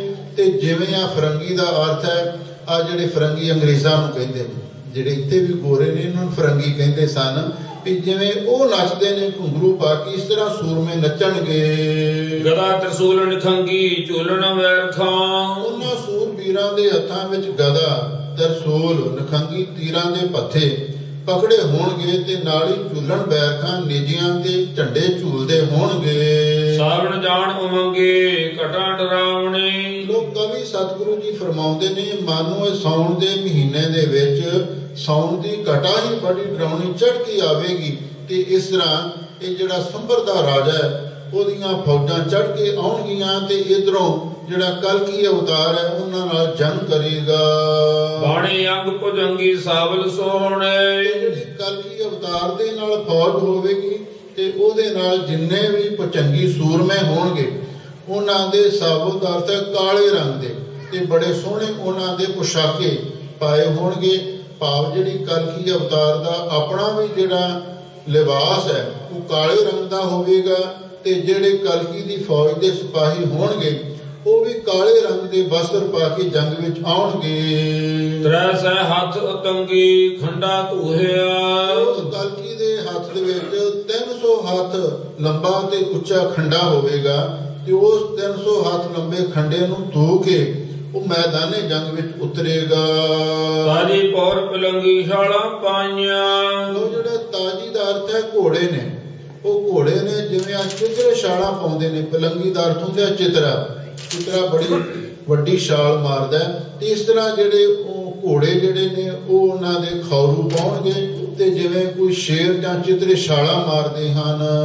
ਭੰਗੀ ਜਾਣ ਪੜੰਗੀ ਨੱਚੇ ਦਾਇਰੇ, ਉਹ ਜਿਹੜੇ ਜਿਵੇਂ ਭੰਗ ਪੀ ਕੇ ਕੋਈ ਭੰਗੀ ਲੋਕ ਭੰਗੜ ਲੋਕ ਨੱਚਦੇ ਨੇ ਤੇ ਇਸੇ ਤਰ੍ਹਾਂ ਭੜੰਗੀ ਦਾ ਅਰਥ ਹੈ ਜਿਹੜੇ ਸੂਰਮੇ ਨੇ। ਭੰਗੀ ਜਾਨ ਭੜੰਗੀ, ਭੰਗੀਆਂ ਵਾਂਗੂ ਭੜੰਗੀ ਜਿਹੜੇ ਸੂਰਮੇ ਨੇ ਨੱਚੇ ਦਾਇਰੇ, ਉਹ ਦਾਇਰਾ ਬਣਾ ਕੇ ਪੈਂਤੜਾ ਬਣਾ ਕੇ ਗੋਲ ਘੇਰਾ ਬਣਾ ਕੇ ਨੱਚਣਗੇ। ਵੱਜੇ ਨਾਦ ਸੁਰੰਗੀ ਅਣੀਆਂ ਜੁੱਟੀਆਂ, ਬੜੇ ਸੋਹਣੇ ਰੰਗ ਦੇ ਨਾਦ ਮਾਰੂ ਵਾਜੇ ਵੱਜਣਗੇ ਤੇ ਅਣੀਆਂ ਜੁੱਟੀਆਂ, ਅਣੀਆਂ ਤੋਂ ਭਾਵ ਹੈ ਦੋਵੇਂ ਪਾਸਿਆਂ ਤੋਂ ਫੌਜਾਂ ਜੁਟ ਜਾਣਗੀਆਂ, ਆਪਸ ਵਿੱਚ ਉਹਨਾਂ ਦਾ ਮੁਕਾਬਲਾ ਸ਼ੁਰੂ ਹੋ ਜਾਵੇਗਾ। ਪਹਿਰੇ ਧਾਰ ਪਵੰਗੀ ਫੌਜਾਂ ਚੀਰ ਗਏ, ਲੋਕ ਕਹਿੰਦੇ ਨੇ ਇਹ ਜਿਹੜੇ ਸੂਰਮੇ ਹੋਣਗੇ ਦੋਹਾਂ ਪਾਸਿਆਂ ਤੋਂ ਪਹਿ ਪਾਰ ਪਵੰਗੀ, ਉਹ ਪਹਿ ਧਾਰ ਪਵੰਗੀ, ਪਵੰਗੀ ਦਾ ਅਰਥ ਹੈ ਘੋੜਾ ਸਵਾਰ ਸੂਰਮੇ ਇਸ ਮੌਤ ਦੀ ਧਾਰਾ ਤੋਂ ਪੈਰਾਂ ਦਾ ਅਰਥ ਵੀ ਤਰ ਕੇ ਪਾਰ ਹੋਣਗੇ। ਫੌਜਾਂ ਚੀਰ ਕੇ, ਫੌਜਾਂ ਨੂੰ ਚੀਰ ਕੇ ਜੰਗ ਦੇ ਵਿੱਚ ਸ਼ਹੀਦੀਆਂ ਪਾਉਣਗੇ ਤੇ ਸ਼ਹੀਦੀਆਂ ਪਾ ਕੇ ਉਹ ਸਵਰਗਾਂ ਦੇ ਵਿੱਚ ਜਾਣਗੇ। ਇਸ ਢੰਗ ਦੇ ਨਾਲ ਉਹ ਮੌਤ ਦੀ ਧਾਰ ਨੂੰ, ਬੈਤਰਨੀ ਨਦੀ ਦੀ ਧਾਰ ਨੂੰ ਤਰ ਕੇ ਪਾਰ ਲੰਘ ਜਾਣਗੇ। ਉੱਠਾ ਸ਼ੈਲ ਸ਼ਲੰਗੀ ਛਾਲਾਂ ਪਾਈਆਂ, ਜਿਹੜੇ ਸ਼ੈਲ ਜਵਾਨ ਨੇ ਤੇ ਜਿਹੜੇ ਸ਼ਲੰਗੀ ਦਾ ਅਰਥ ਹੈ ਬੜੀਆਂ ਬੜੀਆਂ ਛਾਲਾਂ ਮਾਰਨ ਵਾਲੇ ਨੇ, ਕਿਉਂਕਿ ਜਿਹੜੇ ਸੂਰਮੇ ਨੇ ਜਦੋਂ ਸ਼ਸਤਰ ਵਿਦਿਆ ਦੇ ਜੌਹਰ ਦਿਖਾਉਂਦੇ ਨੇ ਪੈਂਦਾ ਦਿਖਾਈ ਦਿੰਦਾ ਹੈ। ਇਸੇ ਤਰ੍ਹਾਂ ਜਿਹੜੇ ਸੂਰਮੇ ਹੋਣਗੇ ਤੇ ਉਹ ਛਾਲਾਂ ਮਾਰਨਗੇ, ਤੇ ਜਿਵੇਂ ਉਹ ਸ਼ੈਲ ਜਵਾਨ, ਜਿਵੇਂ ਕੋਈ ਆਮ ਤੌਰ ਤੇ ਛਾਲਾਂ ਮਾਰਨ ਵਾਲੇ ਬਾਜੀਗਰ ਛਾਲਾਂ ਮਾਰਦੇ ਨੇ, ਇਸੇ ਤਰ੍ਹਾਂ ਸੂਰਮੇ ਛਾਲਾਂ ਮਾਰਨਗੇ। ਝਾੜ ਚੜਾਕ ਚੜੰਗੀ ਤੇਗਾ ਵੱਜੀਆਂ। ਲੋਕ ਕਹਿੰਦੇ ਨੇ ਜਿਹੜੀਆਂ ਝਾੜ ਚੜਾਕ ਚੜੰਗੀ, ਵੀ ਜਿਹੜੇ ਚੜੰਗੀ ਸੂਰਮੇ ਹੋਣਗੇ ਉਹ ਚੜਾਕ ਦੇਣੇ, ਤਲਵਾਰ ਨੂੰ ਝਾੜ ਦੇਣਗੇ। ਜਦੋਂ ਤਲਵਾਰ ਦਾ ਵਾਰ ਹੁੰਦਾ ਨਾ, ਉਸ ਵੇਲੇ ਇਹਦੇ ਵਿੱਚੋਂ ਝੜਕ ਦੀ ਆਵਾਜ਼ ਆਉਂਦੀ। ਜਦੋਂ ਮਾਸ ਵਿੱਚ ਤਲਵਾਰ ਫੁੱਕਦੀ ਹੈ, ਉਸ ਵੇਲੇ ਇਹ ਝੜਾਕ ਦਾ ਸ਼ਬਦ ਨਿਕਲਦਾ। ਕਵੀ ਸਤਿਗੁਰੂ ਜੀ ਫਰਮਾਉਂਦੇ ਨੇ, ਝਾੜ ਚੜਾਕ ਚੜੰਗੀ। ਚੜੰਗੀ ਦਾ ਅਰਥ ਹੈ ਸੂਰਮੇ ਜਦੋਂ ਤੇਗਾਂ ਦੇ ਵਾਰਾਂ ਨੂੰ ਝਾੜਨਗੇ, ਚੜਾਕ ਦੇਣੇ, ਤੇਗਾਂ ਵੱਜੀਆਂ ਤੇ ਤੇਗਾਂ ਤੇ ਤੇਗਾਂ ਖੜਕਣਗੀਆਂ। ਸਮਾਨ ਕਾ ਛੰਦ ਜੋ ਦੇਖ ਦੇਖ ਕਰ ਸਭੈ। ਸਮਾਨ ਕਾ ਛੰਦ ਵਿੱਚ ਕਵੀ ਕਲਗੀਧਰ ਪਾਤਸ਼ਾਹ ਜੀ ਉਸ ਕਲਗੀ ਦੇ ਜੰਗ ਦੀ ਕਥਾ ਬਿਆਨ ਕਰ ਰਹੇ ਨੇ, ਜੋ ਦੇਖ ਦੇਖ ਕੇ ਸਭੈ, ਵੀ ਜਿੰਨੇ ਵੀ ਉਸ ਵੇਲੇ ਲੋਕ ਦਰਸ਼ਕ ਹੋਣਗੇ, ਤਮਾਸ਼ਬੀਨ ਹੋਣਗੇ, ਉਹ ਸਾਰੇ ਕਲਗੀ ਅਵਤਾਰ ਦੇ ਜੰਗ ਨੂੰ ਦੇਖਣਗੇ। ਸੋ ਪਹਾਜ ਗਏ ਤਬੈ। ਜਦੋਂ ਕਲਗੀ ਅਵਤਾਰ ਦਾ ਪ੍ਰਚੰਡ ਤੇਜ ਪ੍ਰਤਾਪ ਦੇਖਣਗੇ ਤੇ ਉਹ ਦੇਖ ਕੇ ਸਾਰੇ ਡਰਦੇ ਮਾਰੇ ਮੈਦਾਨ ਛੱਡ ਕੇ ਭੱਜ ਜਾਣਗੇ। ਕਹਿਓ ਸੋ ਸੋਭੇ। ਲੋ ਜਿਹੜੀ ਉਸ ਕਲਗੀ ਅਵਤਾਰ ਦੀ ਸ਼ੋਭਾ ਹੈ, ਉਹ ਸ਼ੋਭਾ ਬਿਆਨ ਕਰਨਗੇ। ਇਹਦਾ ਮਤਲਬ ਇਹ ਹੈ ਕਲਗੀ ਅਵਤਾਰ ਦੀ ਬੜੀ ਤਾਰੀਫ ਕਰਨਗੇ, ਉਹਦੇ ਗੁਣ ਗਾਉਣਗੇ। ਬਿਲੋਕ ਲੋਕ ਲੋਭੇ। ਜਿਹੜੇ ਲੋਕ ਨੇ ਉਹਦੇ ਤੇਜ ਪ੍ਰਤਾਪ ਨੂੰ ਦੇਖ ਕੇ ਉਹਦੇ ਤੇ ਮੋਹਿਤ ਹੋ ਜਾਣਗੇ, ਲੁਭਾਏਮਾਨ ਹੋ ਜਾਣਗੇ। ਪ੍ਰਚੰਡ ਰੂਪ ਰਾਜਾਏ। ਉਸ ਕਲਗੀ ਦਾ ਬੜਾ ਪ੍ਰਚੰਡ ਤੇਜ ਰੂਪ ਵਾਲਾ ਸਰੂਪ ਵਿਰਾਜਮਾਨ ਹੋਵੇਗਾ। ਲੋਕ ਭਾਨ ਲਾਜਾਏ। ਐਸਾ ਉਹਦਾ ਚਿਹਰੇ ਤੇ ਜਾਹੋ ਜਲਾਲ ਹੋਵੇਗਾ, ਜਿਸ ਨੂੰ ਵੇਖ ਕੇ ਸੂਰਜ ਵੀ ਸ਼ਰਮਿੰਦਾ ਹੋ ਜਾਵੇਗਾ। ਚੰਡ ਤੇਜ ਇਉਂ ਲਸੈ। ਉਹਦੇ ਚਿਹਰੇ ਉੱਤੇ ਐਸਾ ਤੇਜ ਪ੍ਰਤਾਪ ਚਮਕੇਗਾ। ਪ੍ਰਚੰਡ ਜੋਤ ਕੋ ਹੱਸੈ। ਜਿਹੜੀ ਪ੍ਰਚੰਡ ਜੋਤ ਹੈ, ਅਸਮਾਨੀ ਬਿਜਲੀ ਹੈ ਜਾਂ ਸੂਰਜ ਦੀ ਚਮਕ ਹੈ, ਉਹ ਵੀ ਹੱਸਣ ਦਾ ਅਰਥ ਵੀ ਹੱਸੇਗੀ, ਉਹ ਸ਼ਰਮਿੰਦੀ ਹੋ ਜਾਵੇਗੀ। ਸੋ ਕੋਪ ਕੈ ਹਠੇ। ਜਿਹੜੇ ਹਠੀ ਸੂਰਮਾ ਹੈ ਉਹ ਗੁੱਸੇ ਦੇ ਵਿੱਚ ਬੜਾ ਕ੍ਰੋਧਵਾਨ ਹੋਵੇਗਾ। ਸਭੇ ਚਰਾਏ ਜਾਂ ਭੱਠੇ। ਜਿਵੇਂ ਭੱਠੀ ਵਿੱਚ ਦਾਣੇ ਭੁੱਜਦੇ ਨੇ, ਚਿੜਚਿੜ ਕਰਦੇ ਨੇ, ਤੇ ਇਸੇ ਤਰ੍ਹਾਂ ਸੂਰਮੇ ਕ੍ਰੋਧ ਵਿੱਚ ਆ ਕੇ ਚੜਨਗੇ, ਖਿਜਣਗੇ। ਪ੍ਰਚੰਡ ਮੰਡਲੀ ਲਸੈ। ਬੜੇ ਤਿੱਖੇ ਤੇਜ ਵਾਲੀ ਮੰਡਲੀ ਦਾ ਅਰਥ ਹੈ ਜਿਹੜੀ ਫੌਜ ਹੈ, ਫੌਜ ਦੀ ਟੀਮ ਹੈ, ਪਲਟਨ ਹੈ, ਉਹ ਚਮਕੇਗੀ। ਕਿ ਮਾਰਤੰਡ ਕੋ ਹੱਸੈ। ਜਿਵੇਂ ਮਾਰਤੰਡ ਦਾ ਅਰਥ ਹੈ ਸੂਰਜ ਹੱਸਦਾ ਹੋਵੇ, ਤੇ ਇਸ ਤਰ੍ਹਾਂ ਉਹ ਜਿਹੜੀ ਜੰਗੀ ਸੂਰਮਿਆਂ ਦੀ ਜਿਹੜੀ ਫੌਜ ਹੈ ਉਹ ਜੰਗ ਦੇ ਵਿੱਚ ਚਮਕੇਗੀ, ਉਹਦੀ ਵੱਖਰੀ ਸ਼ੋਭਾ, ਨਿਰਾਲੀ ਸ਼ੋਭਾ ਹੋਵੇਗੀ। ਸੋ ਕੋਪ ਓਪ ਦੈ ਬਲੀ। ਕਵੀ ਜੀ ਕਹਿੰਦੇ ਨੇ ਵੀ ਜਿਹੜੇ ਬਲੀ ਸੂਰਮੇ ਨੇ ਤੇ ਬੜੇ ਗੁੱਸੇ ਦੇ ਵਿੱਚ ਇੱਕ ਵੱਖਰੀ ਹੀ ਉਪਮਾ ਦੇਣਗੇ। ਕਿ ਰਾਜ ਮੰਡਲੀ ਚੱਲੇ। ਇਹ ਮਾਨੋ ਕਿਸੇ ਰਾਜਿਆਂ ਦੀ ਟੀਮ ਇਕੱਠੀ ਹੋ ਕੇ ਜਾ ਰਹੀ ਹੈ, ਇਸ ਤਰ੍ਹਾਂ ਜਿਹੜੇ ਸੂਰਮੇ ਨੇ ਤੇ ਉਹ ਸਜ ਧਜ ਕੇ ਤੇ ਬੜੀ ਸ਼ਾਨੋ ਸ਼ੌਕਤ ਦੇ ਨਾਲ ਜੰਗ ਵਿੱਚ ਜੂਝਣਗੇ। ਸੋ ਅਸਤਰ ਸ਼ਾਸਤਰ ਪਾਨ ਲੈ। ਬਹੁਤ ਸਾਰੇ ਸ਼ਸਤਰ ਅਸਤਰ ਆਪਣੇ ਹੱਥਾਂ ਵਿੱਚ ਲੈਣਗੇ। ਸ਼ਾਸਤਰ ਉਹ ਨੇ ਜਿਹੜੇ ਹੱਥਾਂ ਵਿੱਚ ਫੜ ਕੇ ਚਲਾਏ ਜਾਂਦੇ ਨੇ, ਤੇ ਅਸਤਰ ਉਹ ਹੁੰਦੇ ਨੇ ਜਿਹੜੇ ਹੱਥਾਂ ਤੋਂ ਛੱਡ ਕੇ ਚਲਾਏ ਜਾਂਦੇ ਨੇ। ਜਿਵੇਂ ਤੀਰ ਤੇ ਗੋਲੀ, ਇਹਨਾਂ ਨੂੰ ਅਸਤਰ ਕਿਹਾ ਜਾਂਦਾ ਹੈ। ਤੇ ਜਿਹੜੀ ਤਲਵਾਰ ਹੈ ਤੇ ਅਤੇ ਖੰਡਾ ਹੈ, ਹੱਥ ਵਿੱਚ ਫੜ ਕੇ ਚਲਾਏ ਜਾਣ ਵਾਲੇ ਸ਼ਸਤਰ ਨੇ, ਉਹਨਾਂ ਨੂੰ ਸ਼ਸਤਰ ਆਖਿਆ ਜਾਂਦਾ ਹੈ।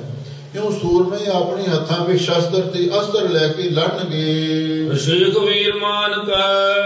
ਬਹੁਤ ਸਾਰੇ ਸੂਰਮੇ ਨੇ, ਉਹ ਬੜਾ ਆਪਣੇ ਮਨ ਦੇ ਵਿੱਚ ਹੰਕਾਰ ਵੀ ਧਾਰਨ ਕਰਨਗੇ। ਤੋਮਰ ਛੰਦ ਪਟ ਸ਼ਾਸਤਰ ਅਸਤਰ ਨਚਾਏ। ਤੋਮਰ ਛੰਦ ਵਿੱਚ ਕਵੀ ਕਲਗੀਧਰ ਪਾਤਸ਼ਾਹ ਜੰਗ ਦੀ ਵਾਰਤਾ ਲਿਖਦੇ ਨੇ। ਪਟ ਸ਼ਸਤਰ ਅਸਤਰ ਨਚਾਏ। ਸੂਰਮੇ ਸ਼ਸਤਰ ਤੇ ਅਸਤਰ ਆਪਣੇ ਹੱਥਾਂ ਵਿੱਚ ਲੈ ਕੇ ਨਚਾਉਣਗੇ। ਚਿਤ ਕੋਪ ਓਪ ਵਢਾਏ। ਆਪਣੇ ਚਿੱਤ ਵਿੱਚ ਕ੍ਰੋਧ ਦੀ ਉਪਮਾ ਨੂੰ ਵਧਾਉਣਗੇ। ਉਹਨਾਂ ਦੇ ਮਨ ਦੇ ਵਿੱਚ ਬੜਾ ਗੁੱਸਾ ਵਧਿਆ ਹੋਵੇਗਾ। ਕਛ ਅਛ ਤੁਰੰਗ। ਲੋਕ ਕਹਿੰਦੇ ਨੇ ਉਹਨਾਂ ਦੇ ਪਾਸ ਵੀ ਜਿਵੇਂ ਜਿਹੜੇ ਘੋੜੇ ਨੇ, ਤੁਰਕਾਨ ਦੇਸ਼ ਦੇ ਬੜੇ ਸੁੰਦਰ ਘੋੜੇ ਵੀ ਉਹਨਾਂ ਦੇ ਪਾਸ ਹੋਣਗੇ। ਰਣ ਰੰਗ ਚਾਰ ਉਤੰਗ। ਤੇ ਫਿਰ ਉਹ ਮੈਦਾਨੇ ਜੰਗ ਦੇ ਵਿੱਚ ਤੇ ਉਹ ਆਪਣੇ ਬਾਹਾਂ ਨੂੰ ਉੱਪਰ ਉਭਾਰ ਕੇ ਤੇ ਇਸ ਤਰ੍ਹਾਂ ਉਹ ਚਾਰ ਚੰਨ ਲਾਉਣਗੇ। ਪਰ ਕ੍ਰੋਧ ਪੀਸਤ ਦਾਂਤ। ਸੂਰਮੇ ਜਦੋਂ ਜੰਗ ਵਿੱਚ ਜੂਝਣਗੇ ਤੇ ਬੜੇ ਗੁੱਸੇ ਦੇ ਨਾਲ ਦੰਦਾਂ ਨੂੰ ਪੀਣਗੇ। ਕਹਿਆ ਪਿਆਪਨ ਬਾਤ ਤੇ ਮੂੰਹ ਆਈ ਆਪੋ ਆਪਣੀ ਗੱਲ ਕਹਿਣਗੇ। ਜਦੋਂ ਸੂਰਮੇ ਜੰਗ ਵਿੱਚ ਲੜਦੇ ਨੇ ਨਾ ਤੇ ਫਿਰ ਮਨ ਆਈਆਂ ਗੱਲਾਂ ਕਹਿੰਦੇ ਨੇ, ਦੂਸਰੇ ਨੂੰ ਲਲਕਾਰਦੇ ਨੇ, ਕਿਸੇ ਨੂੰ ਵੰਗਾਰਦੇ ਨੇ, ਕਿਸੇ ਨੂੰ ਮਾਰਦੇ ਹਨ। ਭਟ ਪਰੇ ਹਵ ਹੋਇ ਵੀਰ ਲੋਕ ਕਵੀ ਜੀ ਲਿਖਦੇ ਨੇ ਜਿਹੜੇ ਸੂਰਮੇ ਨੇ ਤੇ ਉਹ ਭਟ ਭਰੇ ਹੋਇਆ ਹੋਇਆ ਵੀਰ, ਉਹ ਜਿਹੜੇ ਸੂਰਮੇ ਨੇ ਬੜੇ ਜੋਸ਼ ਦੇ ਵਿੱਚ ਭਰੇ ਹੋਏ ਤੇ ਬੜੇ ਗੁੱਸੇ ਦੇ ਵਿੱਚ ਭਰੇ ਹੋਏ ਆਉਣਗੇ। ਕਰਕੂਪ ਛਾੜਤ ਤੀਰ ਬੜਾ ਕ੍ਰੋਧ ਕਰਕੇ, ਬੜਾ ਗੁੱਸਾ ਕਰਕੇ ਤੀਰ ਛੱਡਣਗੇ। ਉਹਨਾਂ ਦੇ ਹੱਥਾਂ ਵਿੱਚ ਤੀਰ ਕਮਾਨ ਆਦਿਕ ਬੇਅੰਤ ਸ਼ਸਤਰ ਹੋਣਗੇ। ਕਰਕੂਪ ਕਾਲ ਅਵਤਾਰ ਜਿਹੜਾ ਕਲਕੀ ਅਵਤਾਰ ਹੈ ਉਸ ਵੇਲੇ ਬੜਾ ਮਨ ਦੇ ਵਿੱਚ ਗੁੱਸਾ ਰੋਹ ਧਾਰਨ ਕਰੇਗਾ। ਗਹਿ ਪਾਨ ਅਜਾਨ ਕੁਠਾਰ ਅਜਾਨ ਦਾ ਅਰਥ ਹੈ ਪਾਨ ਅਜਾਨ, ਉਸ ਦੀਆਂ ਲੰਬੀਆਂ ਬਾਹਾਂ ਹੋਣਗੀਆਂ ਗੋਡਿਆਂ ਤੱਕ, ਕਿਉਂਕਿ ਅਵਤਾਰ ਹੈ ਵਿਸ਼ਨੂੰ ਦਾ। ਉਹ ਆਪਣੇ ਹੱਥ ਵਿੱਚ ਕੁਠਾਰ ਦਾ ਅਰਥ ਹੈ ਕੁਹਾੜਾ ਪਕੜੇਗਾ। ਪਹਿਲਾਂ ਤੇ ਆਖਿਆ ਸੀ ਨਾ ਉਹਦੇ ਹੱਥ ਵਿੱਚ 300 ਹੱਥ ਦਾ ਖੰਡਾ ਆਵੇਗਾ, ਪਰ ਜਦੋਂ ਜੰਗ ਤੋਂ ਸ਼ੁਰੂ ਹੋਵੇਗਾ ਫਿਰ ਉਹਦੇ ਵਿੱਚ ਕਈ ਵਾਰੀ ਹਥਿਆਰ ਵੀ ਬਦਲੇ ਜਾਂਦੇ ਨੇ। ਫਿਰ ਉਹ ਹੱਥ ਵਿੱਚ ਕੁਹਾੜਾ ਪਕੜ ਲਵੇਗਾ। ਕਨਕੇਕ ਕੀਨ ਪ੍ਰਹਾਰ ਉਹ ਇੱਕ ਇੱਕ ਦੇ ਤਨ ਸਰੀਰ ਦੇ ਉੱਤੇ ਉਸ ਕੁਹਾੜੇ ਦੇ ਨਾਲ ਵਾਰ ਕਰੇਗਾ। ਭਟ ਜੂਝ ਗਇਓ ਸਹਿਚਾਰ ਲੋ ਜਦੋਂ ਇੱਕ ਵਾਰੀ ਕੁਹਾੜਾ ਮਾਰਿਆ ਕਲਕੀ ਅਵਤਾਰ ਨੇ ਤੇ ਦੁਸ਼ਮਣ ਦੇ 400 ਸੂਰਮੇ ਇੱਕੋ ਵਾਰ ਦੇ ਨਾਲ ਹੀ ਜੰਗ ਦੇ ਵਿੱਚ ਸ਼ਹੀਦੀਆਂ ਪਾ ਕੇ ਮੌਤ ਦੇ ਘਾਟ ਉਤਰ ਗਏ। ਪੜਥੂਆ ਛੰਦ ਟੰਕੰਤ ਢੋਲੰ ਲੋਕ ਦੇ ਪੜਥੂਆ ਛੰਦ, ਜਦੋਂ ਜੰਗ ਦੇ ਵਿੱਚ ਘਮਸਾਨ ਦਾ ਜੰਗ ਹੁੰਦਾ ਹੈ ਨਾ ਤੇ ਉਸ ਵੇਲੇ ਕਹਿੰਦੇ ਲੋ ਵੀ ਹੁਣ ਤੇ ਪੜਥੂ ਮਚ ਗਿਆ। ਘਮਸਾਨ ਦੇ ਜੰਗ ਨੂੰ ਪੜਥੂਆ ਛੰਦ ਵਿੱਚ ਇਹ ਕਵੀ ਜੀ ਦੀ ਆਪਣੀ ਅਲੌਕਿਕ ਕਾਵ ਹੈ, ਕਿਉਂਕਿ ਕਲਗੀਧਰ ਪਾਤਸ਼ਾਹ ਜੰਗ ਦੇ ਨਾਲ ਬੜਾ ਸਨੇਹ ਕਰਦੇ ਸਨ ਤੇ ਜਿਵੇਂ ਜਿਵੇਂ ਜੰਗ ਦਾ ਮਾਹੌਲ ਬਦਲਦਾ ਹੈ ਉਸੇ ਤਰ੍ਹਾਂ ਗੁਰੂ ਮਹਾਰਾਜ ਦੀ ਨਾਲ ਕਵਿਤਾ ਦੀ ਸ਼ੈਲੀ ਵੀ ਤੇ ਉਹਦੀ ਚਾਲ ਵੀ ਬਦਲਦੀ ਹੈ। ਹੁਣ ਪਹਿਲਾਂ ਕਲਕੀ ਅਵਤਾਰ ਨੇ ਆਉਣਾ ਸੀ, ਉਸ ਹਿਸਾਬ ਦੇ ਨਾਲ ਸੋਈਏ ਛੰਦਾਂ ਵਿੱਚ ਉਸ ਦੀ ਤਾਰੀਫ ਕੀਤੀ ਹੈ। ਫਿਰ ਜੰਗ ਦੇ ਸ਼ੁਰੂਆਤ ਵਿੱਚ ਹੋਰ ਛੰਦ ਵਰਤੇ ਨੇ। ਹੁਣ ਘਮਸਾਨ ਦਾ ਜੰਗ ਸ਼ੁਰੂ ਹੋ ਗਿਆ ਹੈ, ਉਹਦੇ ਲਈ ਉਹੋ ਜਿਹੇ ਛੰਦ ਗੁਰੂ ਮਹਾਰਾਜ ਵਰਤ ਕੇ ਇੱਕ ਅਲੌਕਿਕ ਨਜ਼ਾਰਾ ਸਾਹਮਣੇ ਪੇਸ਼ ਕਰ ਰਹੇ ਨੇ। ਹੁਣ ਭੜਥੂਆ ਛੰਦ ਵਿੱਚ ਘਮਸਾਨ ਦੇ ਜੰਗ ਦੀ ਤਸਵੀਰ ਖਿੱਚਦੇ ਨੇ। ਟਡੰਕੰਤ ਢੋਲਣ, ਲੋਕ ਕਹਿੰਦੇ ਨੇ ਜਿਹੜੇ ਜੰਗ ਦੇ ਵਿੱਚ ਬਹੁਤ ਸਾਰੇ ਢੋਲ ਨੇ ਉਹ ਟਕ ਟਕ ਕਰਕੇ ਵੱਜ ਰਹੇ ਹਨ। ਬੰਕੰਤ ਬੋਲੰ ਤੇ ਬਹੁਤ ਸਾਰੇ ਜਿਹੜੇ ਸੂਰਮੇ ਨੇ ਉਹ ਵੀ ਮਾਰ ਪੁਕਾਰੇ ਕਰਦੇ ਨੇ। ਸੂਰਮੇ ਆਪਣੇ ਮੂੰਹੋਂ ਮਾਰੂ ਮਾਰਦਾ ਇਸ ਤਰ੍ਹਾਂ ਜੈਕਾਰਾ ਤੇ ਨਾਰਾ ਉਚਾਰਨ ਕਰਦੇ ਹਨ। ਉਸ਼ੰਕੰਤ ਤਾਜੇ ਜਿਹੜੇ ਬਹੁਤ ਸਾਰੇ ਤਾਜੀ ਘੋੜੇ ਨੇ ਉਹ ਵੀ ਉਛਲਦੇ ਨੇ, ਉਹ ਵੀ ਉੱਪਰ ਨੂੰ ਛਾਲਾਂ ਮਾਰਦੇ ਹਨ। ਗਜੰਕੰਤ ਗਾਜੇ ਤੇ ਬਹੁਤ ਸਾਰੇ ਗਾਜੀ ਸੂਰਮੇ ਉਹ ਵੀ ਉੱਚੀ ਉੱਚੀ ਗੱਜਦੇ ਨੇ। ਜਦੋਂ ਸੂਰਮੇ ਨੇ ਇੱਕ ਦੂਸਰੇ ਨੂੰ ਵੰਗਾਰਦੇ ਨੇ, ਲਲਕਾਰਦੇ ਨੇ, ਉੱਚੀ ਉੱਚੀ ਗੱਜਦੇ ਹਨ। ਸੁਟੰਕੰਤ ਤੀਰੰ ਲੋਕ ਕਵੀ ਸਤਿਗੁਰੂ ਜੀ ਫਰਮਾਉਂਦੇ ਨੇ ਉਸ ਵੇਲੇ ਸੂਰਬੀਰਾਂ ਵੱਲੋਂ ਤੀਰ ਛੱਡੇ ਜਾਣਗੇ। ਬਬੰਕੰਤ ਬੀਰੰ ਤੇ ਸੂਰਮੇ ਆਪਣੇ ਮੂੰਹੋਂ ਬੋਲਣਗੇ ਤੇ ਬੋਲ ਬੋਲ ਕੇ ਹੋ ਜਾ ਤਕੜਾ ਆਇਆ ਤੀਰ, ਇਸ ਤਰ੍ਹਾਂ ਉਹ ਤੀਰ ਮਾਰਨਗੇ। ਅਲੰਕੰਤ ਢਾਲੰ ਲੋਕ ਅੱਗੇ ਢਾਲਾਂ ਨਾਲ ਰੋਕਣਗੇ ਤੇ ਢਾਲ ਅੱਗੇ ਕਰਕੇ ਤੇ ਉਸ ਦੀ ਨਾਲ ਤੀਰਾਂ ਨੂੰ ਰੋਕਣ ਦਾ ਯਤਨ ਕਰਨਗੇ। ਉਠੰਕੰਤ ਤਾਲੰ ਜਦੋਂ ਢਾਲਾਂ ਤੇ ਢਾਲਾਂ ਵੱਜਣਗੀਆਂ ਤੇ ਫਿਰ ਉਸ ਵੇਲੇ ਇਹੋ ਆਵਾਜ਼ ਆਵੇਗੀ ਜਿਵੇਂ ਤਾਲ ਪੂਰੇ ਜਾਂਦੇ ਨੇ ਜਾਂ ਤਾਲ ਜਿਵੇਂ ਛਾਣੇ ਵੱਜਦੇ ਨੇ ਤੇ ਇਸ ਤਰ੍ਹਾਂ ਉਹ ਢਾਲਾਂ ਦੇ ਨਾਲ ਝੰਕਾਰ ਪੈਦਾ ਹੋਵੇਗੀ। ਖਿਮੁਕੰਤ ਖਗੰ ਲੋਕ ਕਵੀ ਸਤਿਗੁਰੂ ਜੀ ਕਹਿੰਦੇ ਨੇ ਉਸ ਵੇਲੇ ਖਗਨ ਦਾ ਅਰਥ ਹੈ ਜਿਹੜੇ ਤੇਗੇ ਨੇ ਅਥਵਾ ਖੰਡੇ ਨੇ ਉਹ ਵੀ ਚਮਕਣਗੇ। ਤਦੰਕੰਤ ਧੱਗੰ ਤੇ ਜਿਹੜੀਆਂ ਧੱਗਾਂ ਨੇ, ਧੱਗਾਂ ਤੋਂ ਭਾਵ ਹੈ ਤੌਂਸੇ ਨਗਾਰੇ, ਉਹ ਵੀ ਵੱਜਣਗੇ, ਉਹਨਾਂ ਦੀਆਂ ਵੀ ਗੂੰਜਾਂ ਪੈਣਗੀਆਂ। ਸੁਟੰਕੰਤ ਨਾਲੰ ਤੇ ਨਾਲਨ ਦਾ ਅਰਥ ਹੈ ਜਿਹੜੀਆਂ ਉਸ ਵੇਲੇ ਬੰਦੂਕਾਂ ਵੀ ਚੱਲਣਗੀਆਂ। ਉਸ ਵੇਲੇ ਤੋੜੇ ਵਾਲੀਆਂ ਬੰਦੂਕਾਂ ਹੋਣਗੀਆਂ ਤੇ ਜਾਂ ਦੂਸਰੀਆਂ ਵੀ ਬਹੁਤ ਸਾਰੀਆਂ ਬੰਦੂਕਾਂ ਚੱਲਣਗੀਆਂ। ਉਠੰਕੰਤ ਜਵਾਲੰ ਤੇ ਜਦੋਂ ਗੋਲੀਆਂ ਚੱਲਣਗੀਆਂ ਬੰਦੂਕਾਂ ਵਿੱਚੋਂ ਤੇ ਬਹੁਤ ਸਾਰੀ ਜਵਾਲਾ ਅੱਗ ਉੱਠੇਗੀ, ਅੱਗ ਭੜਕੇਗੀ। ਇਹ ਤੇ ਕੁਦਰਤੀ ਗੱਲ ਹੈ, ਜਦੋਂ ਗੋਲੀ ਚੱਲਦੀ ਹੈ ਤੇ ਫਿਰ ਉਸ ਵੇਲੇ ਅੱਗ ਉਪਲਛਦੀ ਹੈ।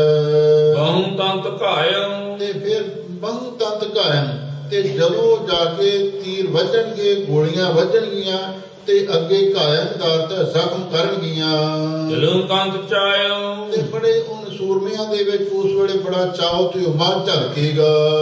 ਡਿਗਮ ਤਤ ਵੀਰੋ ਭਾਵ ਜਦੋਂ ਖੂਨ ਡੁੱਲੇਗਾ ਉਹਨੂੰ ਵੇਖ ਕੇ ਸੂਰਮਿਆਂ ਦੇ ਮਨ ਦੇ ਵਿੱਚ ਚਾਅ ਵਧੇਗਾ। ਤੇ ਡਿਗਮ ਤਤ ਵੀਰੰ ਕਈ ਸੂਰਮੇ ਜ਼ਖਮ ਖਾ ਕੇ ਜ਼ਮੀਨ ਤੇ ਧਰਤੀ ਤੇ ਡਿੱਗਣਗੇ। ਡਿਗਮ ਤਤ ਭੀਰੋ ਲੋ ਜਿਹੜੇ ਉਸ ਵੇਲੇ ਭੀਰਮ ਦਾ ਅਰਥ ਹੈ ਜਿਹੜੇ ਕਾਇਰ ਲੋਕ ਨੇ ਉਹ ਡਰਦੇ ਮਾਰੇ ਅਗਮ ਤੰਤ ਉਹ ਭਗੌੜੇ ਵੀ ਹੋਣਗੇ। ਕਿਉਂਕਿ ਜਦੋਂ ਜੰਗ ਹੁੰਦਾ ਹੈ ਸੂਰਬੀਰ ਤਾਂ ਜੂਝਦੇ ਨੇ, ਅੱਗੇ ਹੋ ਕੇ ਲੜਦੇ ਨੇ, ਤੇ ਜਿਹੜੇ ਕਾਇਰ ਨੇ ਫਿਰ ਪਿੱਛੇ ਨੂੰ ਲੁਕ ਕੇ ਭੱਜਣ ਦਾ ਵੀ ਯਤਨ ਕਰਨਗੇ। ਡਿਗਮ ਤਤ ਖੋਲੋ ਲੋ ਜਿਹੜੇ ਸੂਰਬੀਰਾਂ ਦੇ ਸਿਰ ਦੀ ਰੱਖਿਆ ਵਾਸਤੇ ਖੋਲਣ ਦਰਦ ਵੀ ਜਿਹੜੇ ਟੋਹ ਪਹਿਨੇ ਹੋਣਗੇ ਉਹ ਵੀ ਟੁੱਟ ਜਾਣਗੇ। ਧਮੂ ਕੰਤ ਢੋਲੰ ਤੇ ਜਿਹੜੇ ਢੋਲ ਨੇ ਡਗ ਡਗ ਕਰਕੇ ਵੱਜਣਗੇ। ਟੁਟੰ ਕੰਤ ਤਾਲੰ ਲੋਕ ਕਹਿੰਦੇ ਨੇ ਵੀ ਜਿਹੜੇ ਕਈਆਂ ਦੇ ਤਾਲ ਟੁੱਟ ਜਾਣਗੇ। ਕਿਉਂਕਿ ਜਦੋਂ ਜੰਗ ਜੁੱਧ ਹੁੰਦਾ ਹੈ ਨਾ ਤੇ ਉਸ ਵੇਲੇ ਜਿਹੜੇ ਜੰਗੀ ਵਾਜੇ ਵਜਾਉਂਦੇ ਨੇ ਜਦੋਂ ਕੋਈ ਨਾ ਕੋਈ ਧਮਾਕਾ ਹੁੰਦਾ ਹੈ ਉਹ ਵੀ ਉਹਨਾਂ ਦੇ ਵੀ ਤਾਲ ਟੁੱਟ ਜਾਣਗੇ। ਭਾਵ ਜਿਹੜਾ ਲਗਾਤਾਰ ਤਾਲ ਹੋਏ ਡਰਦਿਆਂ ਮਾਰਿਆਂ ਉਹਨਾਂ ਦੇ ਸੁਰ ਤਾਲ ਟੁੱਟ ਜਾਣਗੇ। ਰਜੂ ਤੰਤ ਬਾਲੰ ਤੇ ਬਹੁਤ ਸਾਰੀਆਂ ਬਾਲਨ ਦਾ ਅਰਥ ਹੈ ਇਸਤਰੀਆਂ, ਭਾਵ ਜਿਹੜੀਆਂ ਪਰੀਆਂ ਨੇ ਪਸ਼ਰਾ ਨੇ ਆ ਕੇ ਮੈਦਾਨੀ ਜੰਗ ਵਿੱਚ ਨੱਚਣਗੀਆਂ। ਗਿਰੰ ਤੰਤ ਅਗਮ ਅੰਗਮ ਲੋ ਜਿਹੜੇ ਸੂਰਬੀਰ ਨੇ ਉਹਨਾਂ ਦੇ ਅੰਗ ਭੰਗ ਹੋ ਕੇ ਸਰੀਰ ਦੇ ਨਾਲੋਂ ਅਲੱਗ ਹੋ ਕੇ ਡਿੱਗ ਪੈਣਗੇ। ਕਟੰ ਤੰਤ ਜੰਗਮ ਕਿਉਂਕਿ ਜੰਗ ਦੇ ਵਿੱਚ ਉਹਨਾਂ ਦੇ ਸ਼ਸਤਰ ਲੱਗਣ ਦੇ ਨਾਲ ਅੰਗ ਕੱਟੇ ਜਾਣਗੇ। ਚਲੰ ਤੰਤ ਤੀਰੰ ਬਹੁਤ ਸਾਰੇ ਤੀਰ ਵੀ ਚੱਲਣਗੇ। ਡੰ ਕੰਤ ਭੀਰੰ ਤੇ ਜਿਹੜੇ ਸੂਰਮੇ ਨੇ ਉਹ ਵੱਡੰ ਕੰਨ ਦਾ ਅਰਥ ਭਟਕ ਜਾਣਗੇ।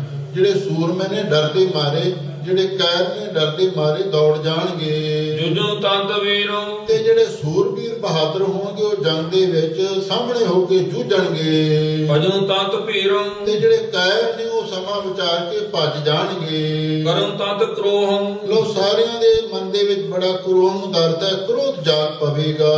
ਕਰੰ ਤੰਤ ਰੋਹੰ ਤੇ ਬੜਾ ਉਹਨਾਂ ਦੇ ਮਨ ਦੇ ਵਿੱਚ ਰੋਹ ਜਾਗੇਗਾ ਜਦੋਂ ਗੁੱਸਾ ਭਰੇਗਾ ਤੇ ਨਾਲ ਹੀ ਉਹਨਾਂ ਦੇ ਮਨ ਦੇ ਵਿੱਚ ਜੋਸ਼ ਤੇ ਰੋਹ ਵੀ ਭਰ ਜਾਵੇਗਾ।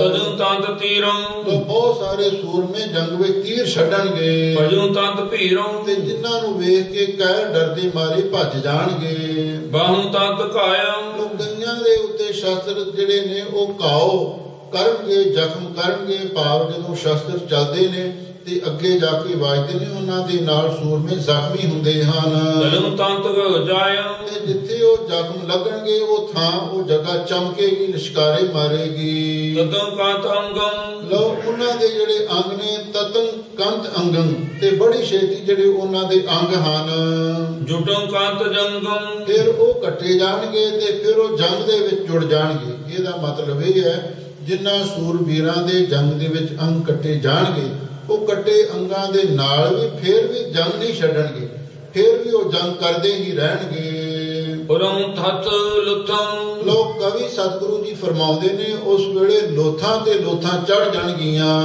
ਪੁਰੰ ਥਤ ਜੁਥੰ ਲੋਕ ਕਹਿੰਦੇ ਨੇ ਉਸ ਵੇਲੇ ਜਿਹੜੀਆਂ ਲੋਥਾਂ ਹੋਣੀਆਂ ਨੇ ਹੇਠਾਂ ਉੱਪਰ ਬੇਢਵੇ ਢੰਗ ਦੇ ਨਾਲ ਉਸ ਜੁਥੰਗਦਾਰ ਸਮੂਹ ਲੋਥਾਂ ਹੇਠਾਂ ਉੱਤੇ ਖਿਲਰ ਜਾਣਗੀਆਂ ਤੇ ਉਹਨਾਂ ਦੇ ਅੰਬਾਰ ਲੱਗ ਜਾਣਗੇ। ਤਲੰ ਕੰਤ ਢਾਲੰ ਲੋਕ ਕਵੀ ਜੀ ਕਹਿੰਦੇ ਨੇ ਉਸ ਵੇਲੇ ਦੀਆਂ ਢਾਲਾਂ ਨੇ ਢਾਲਾਂ ਦੇ ਨਾਲ ਵੱਜਣਗੀਆਂ ਤੇ ਖੜਕਣਗੀਆਂ। ਪੁਰੰ ਤੰਤ ਮਾਲੰ ਲੋ ਉਸ ਵੇਲੇ ਜਿਹੜੀ ਕਹਿੰਦੇ ਨੇ ਉਹ ਸ਼ਿਵ ਜੀ ਹੈ ਉਹ ਆ ਕੇ ਸੂਰਬੀਰਾਂ ਦੇ ਸਿਰਾਂ ਦੀ ਮਾਲਾ ਵੀ ਪਰੋਣ ਲੱਗ ਜਾਵੇਗਾ। ਨਚੂ ਤੰਤ ਈਸੰ ਈਸਨ ਦਾ ਅਰਥ ਹੈ ਜਿਹੜਾ ਸ਼ਿਵ ਜੀ ਦੇਵਤਾ ਜੰਗ ਵੇਖ ਕੇ ਬੜਾ ਖੁਸ਼ ਹੁੰਦਾ ਹੈ, ਉਹ ਖੁਸ਼ੀ ਵਿੱਚ ਨੱਚਣ ਲੱਗ ਪਵੇਗਾ। ਕਟੁ ਤੰਤ ਸੀਸੰ ਲੋ ਬਹੁਤ ਸਾਰੇ ਸੂਰਬੀਰਾਂ ਦੇ ਸੀਸ ਕੱਟੇ ਜਾਣਗੇ। ਕੁਸ਼ੰ ਕੰਤ ਤਾਰੇ ਲੋ ਬਹੁਤ ਸਾਰੇ ਘੋੜੇ ਵੀ ਉਛਲਣਗੇ, ਘੋੜੇ ਵੀ ਜੰਗੀ ਛਾਲਾਂ ਮਾਰਨਗੇ। ਗਉ ਤੰਤ ਗਾਜੇ ਬਹੁਤ ਸਾਰੇ ਸੂਰਮੇ ਇਧਰ ਉਧਰ ਵਗਣਗੇ, ਭਾਵ ਇਧਰ ਉਧਰ ਚੱਕਰ ਲਾਉਣਗੇ। ਲੁਟੰ ਤੰਤ ਲੁਥੰ ਲੋ ਜਿਹੜੀਆਂ ਲੁੱਥਾਂ ਨੇ ਉਹ ਲੁਟਨ ਤੰਤ ਦਾ ਅਰਥ ਹੈ ਉਹ ਮੈਦਾਨੇ ਜੰਗ ਦੇ ਵਿੱਚ ਉਹ ਲਿਟ ਜਾਣਗੀਆਂ, ਭਾਵ ਲੋਸ਼ਾਂ ਜਿਹੜੀਆਂ ਲਾਸ਼ਾਂ ਨੇ ਉਹ ਮੈਦਾਨੇ ਜੰਗ ਵਿੱਚ ਵਿਛ ਜਾਣਗੀਆਂ। ਕਟੁ ਤੰਤ ਮੁਖਾਂ ਕਈਆਂ ਦੇ ਮੂੰਹ ਕੱਟੇ ਜਾਣਗੇ, ਸਿਰ ਕੱਟੇ ਜਾਣਗੇ ਤੇ ਲਾਸ਼ਾਂ ਹੇਠਾਂ ਜ਼ਮੀਨ ਤੇ ਡਿੱਗਣਗੀਆਂ। ਤਬੁ ਤੰਤ ਤੀਗੰ ਲੋ ਜਿਹੜੀਆਂ ਸੂਰਬੀਰਾਂ ਦੇ ਹੱਥਾਂ ਵਿੱਚ ਫੜੀਆਂ ਤੇਗਾਂ ਨੇ, ਤਲਵਾਰਾਂ ਨੇ, ਉਹ ਵੀ ਰੋਹ ਦੇ ਨਾਲ ਜੰਗ ਕਰਦਿਆਂ ਹੋਇਆ ਤਪਨ ਤੰਤ ਉਹ ਵੀ ਤਪ ਜਾਣੀ ਆ, ਉਹ ਵੀ ਤਤੀਆਂ ਹੋ ਜਾਣਗੀਆਂ ਚਮੂ ਕੰਤ ਬੇਗੋਂ ਤੇ ਬੜੀ ਛੇਤੀ ਦੇ ਨਾਲ ਉਹ ਤਲਵਾਰਾਂ ਚਮਕਣਗੀਆਂ, ਲਿਸ਼ਕਾਰੇ ਮਾਰਨਗੀਆਂ। ਨਚੇ ਮੁੰਡ ਮਾਲੇ ਲੋ ਜਿਹੜੇ ਸਿਰਾਂ ਦੀ ਮਾਲਾ ਪਾਉਣ ਵਾਲਾ ਹੈ ਸ਼ਿਵ ਜੀ, ਉਹ ਉਸ ਵੇਲੇ ਖੁਸ਼ੀ ਵਿੱਚ ਨੱਚੇਗਾ। ਹਸੇ ਤਤ ਕਾਲੇ ਬੜਾ ਖੁਸ਼ ਹੋ ਕੇ ਤਤਕਾਲ ਉਸ ਵੇਲੇ ਹੱਸੇਗਾ। ਜਾਂ ਦੂਜਾ ਅਰਥ ਇਹ ਵੀ ਹੈ ਹੱਸੇ ਤਤਕਾਲੀ, ਜਿਹੜੀ ਕਾਲੀ ਦੇਵੀ ਹੈ ਉਹ ਵੀ ਜੰਗ ਵੇਖ ਕੇ ਬੜੀ ਖੁਸ਼ ਹੁੰਦੀ ਹੈ ਤੇ ਲਹੂ ਪੀਂਦੀ ਹੈ। ਜਿਹੜੀ ਕਾਲੀ ਦੇਵੀ ਹੈ ਉਹ ਵੀ ਉਸ ਵੇਲੇ ਬੜੀ ਖੁਸ਼ ਹੋਵੇਗੀ ਤੇ ਨਾਲ ਹੱਸੇਗੀ ਤੇ ਹੱਸਣ ਦੇ ਨਾਲ ਨਾਲ ਹੀ ਨੱਚੇਗੀ ਤੇ ਨਾਲੇ ਲਹੂ ਪੀਵੇਗੀ। ਜੁਟੋਂ ਤੰਤ ਵੇਰੋਂ ਲੋ ਬਹੁਤ ਸਾਰੇ ਸੂਰਮੇ ਆਪਸ ਵਿੱਚ ਜੁੜ ਜਾਣਗੇ, ਭਾਵੇਂ ਇੱਕ ਦੂਸਰੇ ਨਾਲ ਜੰਗ ਕਰਨਗੇ। ਛੁਟੋਂ ਤੰਤ ਤੇਰਾ ਤੇ ਦੋਹਾਂ ਪਾਸਿਆਂ ਤੋਂ ਬਹੁਤ ਸਾਰੇ ਤੀਰ ਵੀ ਚੱਲਣਗੇ। ਵਰੋਂ ਤੰਤ ਬਾਲ ਲੋ ਜਿਹੜੀਆਂ ਪਰੀਆਂ ਨੇ, ਅਪਸਰਾਂ ਨੇ ਆ ਕੇ ਸੂਰਬੀਰਾਂ ਨੂੰ ਵਾਰਨਗੀਆਂ। ਤਲੋਂ ਤੰਤ ਢਾਲ ਢਾਲਾਂ ਤੇ ਢਾਲਾਂ ਵੀ ਖੜਕਣਗੀਆਂ। ਮਤੰਤ ਮਦੋਂ ਲੋ ਕਈ ਸੂਰਮੇ ਸ਼ਰਾਬ ਦੇ ਨਸ਼ੇ ਵਿੱਚ ਮਦਹੋਸ਼ ਹੋ ਜਾਣਗੇ। ਉਠੈ ਸੱਦ ਗਦੋਂ ਤੇ ਫਿਰ ਨਾਲ ਗਦਾ ਮਾਰਨਗੇ ਤੇ ਗਦਾ ਗੁਰਜ ਦਾ ਸ਼ਬਦ ਬੜਾ ਉੱਠੇਗਾ। ਕਟੰ ਤੰਤ ਅੰਗੋਂ ਸੂਰਬੀਰਾਂ ਦੇ ਅੰਗ ਕੱਟੇ ਜਾਣਗੇ। ਗਰੋਂ ਤੰਤ ਜੰਗੋਂ ਜੰਗ ਦੇ ਵਿੱਚ ਡਿੱਗ ਪੈਣਗੇ। ਤਲੋਂ ਤੰਤ ਚਾਇਆ ਚਾਹ ਨਾਲ ਚੱਲਣਗੇ ਜੁਜੂ ਤੰਤ ਜਾਇਆ ਤੇ ਨਾਲ ਹੀ ਜਾ ਕੇ ਜੂਝਣਗੇ। ਮੈਦਾਨੇ ਜਾਇਨ ਦਾ ਅਰਥ ਹੈ ਮੈਦਾਨੇ ਜੰਗ ਵਿੱਚ ਜਾ ਕੇ ਸ਼ਹੀਦੀਆਂ ਪਾਉਣਗੇ। ਰਣੋ ਕੰਤ ਨਾਦ ਤੇ ਨਾਲ ਜੰਗੀ ਵਾਜਿਆਂ ਦੀ ਚੁਣਕਾਰ ਬੜੀ ਉੱਠੇਗੀ। ਵਜੂ ਤੰਤ ਬਾਦੋਂ ਤੇ ਬਹੁਤ ਸਾਰੇ ਜਿਹੜੇ ਜੰਗੀ ਵਾਜੇ ਵਜਾਉਣ ਵਾਲੇ ਵਜਾਂਤਰੀ ਉਹ ਵਾਜੇ ਵਜਾਉਣਗੇ ਤੇ ਵਾਜੇ ਵੱਜਣ ਦੇ ਨਾਲ ਤੇ ਜਿਹੜਾ ਰਾਣੋ ਜਿਹੜਾ ਅੱਗੇ ਜੰਗੀ ਨਾਦ ਹੈ, ਜੰਗੀ ਬਿਗਲ ਹੈ, ਉਹ ਵੱਜੇਗਾ। ਹੋਏ ਤੰਤ ਪ੍ਰਤੇ ਲੋਤਰੀ ਹੋਏ ਰੰਤ ਪੱਤਰੀ। ਪੱਤਰੀ ਦਾ ਅਰਥ ਹੈ ਵੀ ਜਿਹੜੇ ਵੀ ਉਹ ਪੱਤਰ ਨੂੰ ਰੰਤ ਦਾ ਅਰਥ ਹੈ ਭਰੇਗੀ, ਭਾਵ ਖੱਪਰ ਲੈ ਕੇ ਜਿਹੜੇ ਸੂਰਬੀਰਾਂ ਦੇ ਸਿਰ ਨੇ ਨਾ ਤੇ ਉਹਨਾਂ ਨੂੰ ਪਾਤਰ ਬਣਾ ਕੇ ਤੇ ਉਹਨਾਂ ਦੇ ਵਿੱਚ ਲਹੂ ਭਰਨਗੀਆਂ। ਲਘੂ ਤੰਤ ਅਤਰੇ ਇਹਦਾ ਮਤਲਬ ਇਹ ਹੈ ਵੀ ਉਹ ਪੋਇਰੰਤ ਪੱਤਰੀ। ਦੂਜਾ ਅਰਥ ਇਹਦਾ ਇਹ ਵੀ ਕੀਤਾ, ਪੱਤਰੀ ਦਾ ਅਰਥ ਵੀ ਖੰਭਾਂ ਵਾਲੇ ਜਿਹੜੇ ਤੀਰ ਨੇ ਉਹ ਦੁਸ਼ਮਣਾਂ ਦੇ ਸਰੀਰ ਨੂੰ ਪਰੋ ਦੇਣਗੇ। ਲਘੂ ਤੰਤ ਅਤਰੀ ਤੇ ਫਿਰ ਉਹ ਜਿਹੜੇ ਅਤਰੀ ਦਾ ਅਰਥ ਹੈ ਇਹ ਵੀ ਤੀਰ ਹੀ ਹੈ, ਅਸਤਰ ਦੇ ਵਿੱਚ ਆਉਂਦੇ ਨੇ ਨਾ।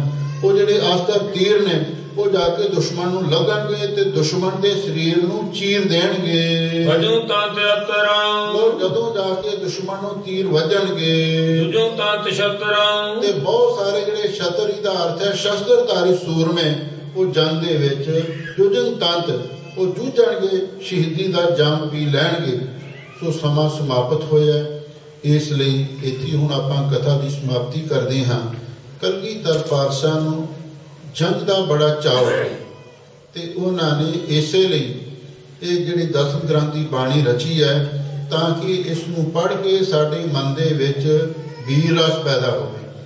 ਤੇ ਹੁਣ ਜਿਹੜੇ ਗੁਰੂ ਮਹਾਰਾਜ ਨੇ ਜੰਗ ਦੇ ਲਈ ਛੰਦ ਵੀ ਉਹੋ ਜਿਹੇ ਵਰਤੇ ਨੇ, ਪਾਠੂਆ ਛੰਦ, ਹੋਰ ਕਈ ਛੰਦ। ਤੇ ਇਹ ਗੁਰੂ ਮਹਾਰਾਜ ਦੀ ਅਲੌਕਿਕ ਕਾਵਿ ਦਾ ਇੱਕ ਮਹਾਨ ਨਮੂਨਾ ਹੈ। ਸੋ ਸਤਿਗੁਰੂ ਮਹਾਰਾਜ ਨੇ ਕਿਰਪਾ ਕੀਤੀ, ਆ ਵੀ ਪੂਰਾ ਹਫ਼ਤਾ ਕਲਕੀ ਅਵਤਾਰ ਦੀ ਕਥਾ ਆਪ ਸੰਗਤਾਂ ਨੇ ਸੁਣੀ ਹੈ। ਅੱਗੇ ਕਲਕੀ ਅਵਤਾਰ ਦੇ ਜੰਗ ਦੀ ਕਥਾ ਹੋਣੀ। ਜੰਗ ਦੀ ਕਥਾ ਨੂੰ ਕਲਗੀਧਰ ਪਾਤਸ਼ਾਹ ਨੇ ਬਹੁਤ ਖੋਲ ਕੇ ਤੇ ਬੜੇ ਪਿਆਰ ਦੇ ਨਾਲ, ਬੜੇ ਅਲੌਕਿਕ ਛੰਦਾਂ ਦੇ ਨਾਲ, ਬੜੀ ਸੁੰਦਰ ਸ਼ੈਲੀ ਦੇ ਨਾਲ ਉਸ ਨੂੰ ਰੂਪਮਾਨ ਕੀਤਾ ਹੈ। ਤੇ ਸਮੇਂ ਸਿਰ ਆ ਕੇ ਸੰਗਤਾਂ ਨੇ ਸਰਵਣ ਕਰਨ ਦੀ ਕਿਰਪਾਲਤਾ ਕਰਨੀ। ਸਾਰੀ ਸੰਗਤ ਦਾ ਬਹੁਤ ਬਹੁਤ ਧੰਨਵਾਦ। ਹੋਈਆਂ ਭੁੱਲਾਂ ਚੁੱਕਾਂ ਲਈ ਖਿਮਾ। ਬੁਲਾਓ ਫਤਿਹ। ਵਾਹਿਗੁਰੂ ਜੀ ਕਾ ਖਾਲਸਾ, ਵਾਹਿਗੁਰੂ ਜੀ ਕੀ ਫਤਿਹ। ਸਤਿਗੁਰਾਂ ਦੀ ਸਾਜੀ ਨਿਵਾਜੀ ਗੁਰੂ ਰੂਪ ਖਾਲਸਾ ਸਾਧ ਸੰਗਤ ਆਪ ਜੀ ਨੂੰ ਪੰਥ ਦੇ ਮਹਾਨ ਵਿਦਵਾਨ ਸਤਿਕਾਰਯੋਗ ਸੰਤ ਗਿਆਨੀ ਅਵਤਾਰ ਸਿੰਘ ਬਦਨ ਕਲਾਂ ਵਾਲੇ ਪੁੱਤਰੇ ਸੰਤ ਬਾਬਾ ਗੁਰਬਚਨ ਸਿੰਘ ਜੀ ਖਾਲਸਾ ਪਿੰਡਾਂ ਵਾਲੇ ਦੇ ਪਾਸੋਂ ਆਪ ਸੰਗਤਾਂ ਨੇ ਪਵਿੱਤਰ ਦਸਮ ਗ੍ਰੰਥ ਦੀ ਕਥਾ ਕਲਕੀ ਅਵਤਾਰ ਦੀ ਕਥਾ ਆਪ ਸੰਗਤਾਂ ਨੇ ਸਰਵਣ ਕੀਤੀ ਹੈ। ਸੋ ਸਾਰੀਆਂ ਸੰਗਤਾਂ ਵੱਲੋਂ ਗੁਰੂ ਘਰ ਦੇ ਪ੍ਰਬੰਧ ਵੱਲੋਂ ਬਹੁਤ ਬਹੁਤ ਧੰਨਵਾਦ। ਇਸ ਵੇਲੇ ਰਾਗੀ ਜੱਥਾ ਭਾਈ ਬ੍ਰਹਮ ਸਿੰਘ ਜੀ ਤਖਤ ਕੇਸਗੜ੍ਹ ਸਾਹਿਬ ਵਾਲੇ ਆਪ ਸੰਗਤਾਂ ਨੂੰ ਅਨੰਦਪੁਰ ਸਾਹਿਬ ਵਾਲੇ ਗੁਰਬਾਣੀ ਦੇ ਕੀਰਤਨ ਦੌਰਾਨ ਨਿਹਾਲ ਕਰਨਗੇ। ਸਾਧ ਸੰਗਤ ਜੀਓ, ਇਹ ਸਾਰਾ ਅਗਲਾ ਹਫ਼ਤਾ ਆਪ ਸੰਗਤਾਂ ਨੂੰ ਦੋਨੋਂ ਟਾਈਮ ਕਥਾ ਦੁਆਰਾ ਸੰਤ ਗਿਆਨੀ ਅਵਤਾਰ ਸਿੰਘ ਜੀ ਨਿਹਾਲ ਕਰਨਗੇ। ਸੋ ਅਗਲੇ ਹਫ਼ਤੇ ਵੀਰਵਾਰ ਨੂੰ ਧੰਨ ਧੰਨ ਸਤਿਗੁਰੂ ਜੀ ਦੀ ਕਿਰਪਾ ਦੁਆਰਾ ਸੰਤ ਬਾਬਾ ਗੁਰਬਚਨ ਸਿੰਘ ਜੀ ਖਾਲਸਾ ਪਿੰਡਾਂ ਵਾਲਿਆਂ ਦੀ ਵਰਸੀ ਜੋ 47ਵੀਂ ਵਰਸੀ ਦੀ ਯਾਦ ਵਿੱਚ ਸਾਰੀਆਂ ਸੰਗਤਾਂ ਵੱਲੋਂ ਬੜੀ ਸ਼ਰਧਾ ਦੇ ਨਾਲ ਵੀਰਵਾਰ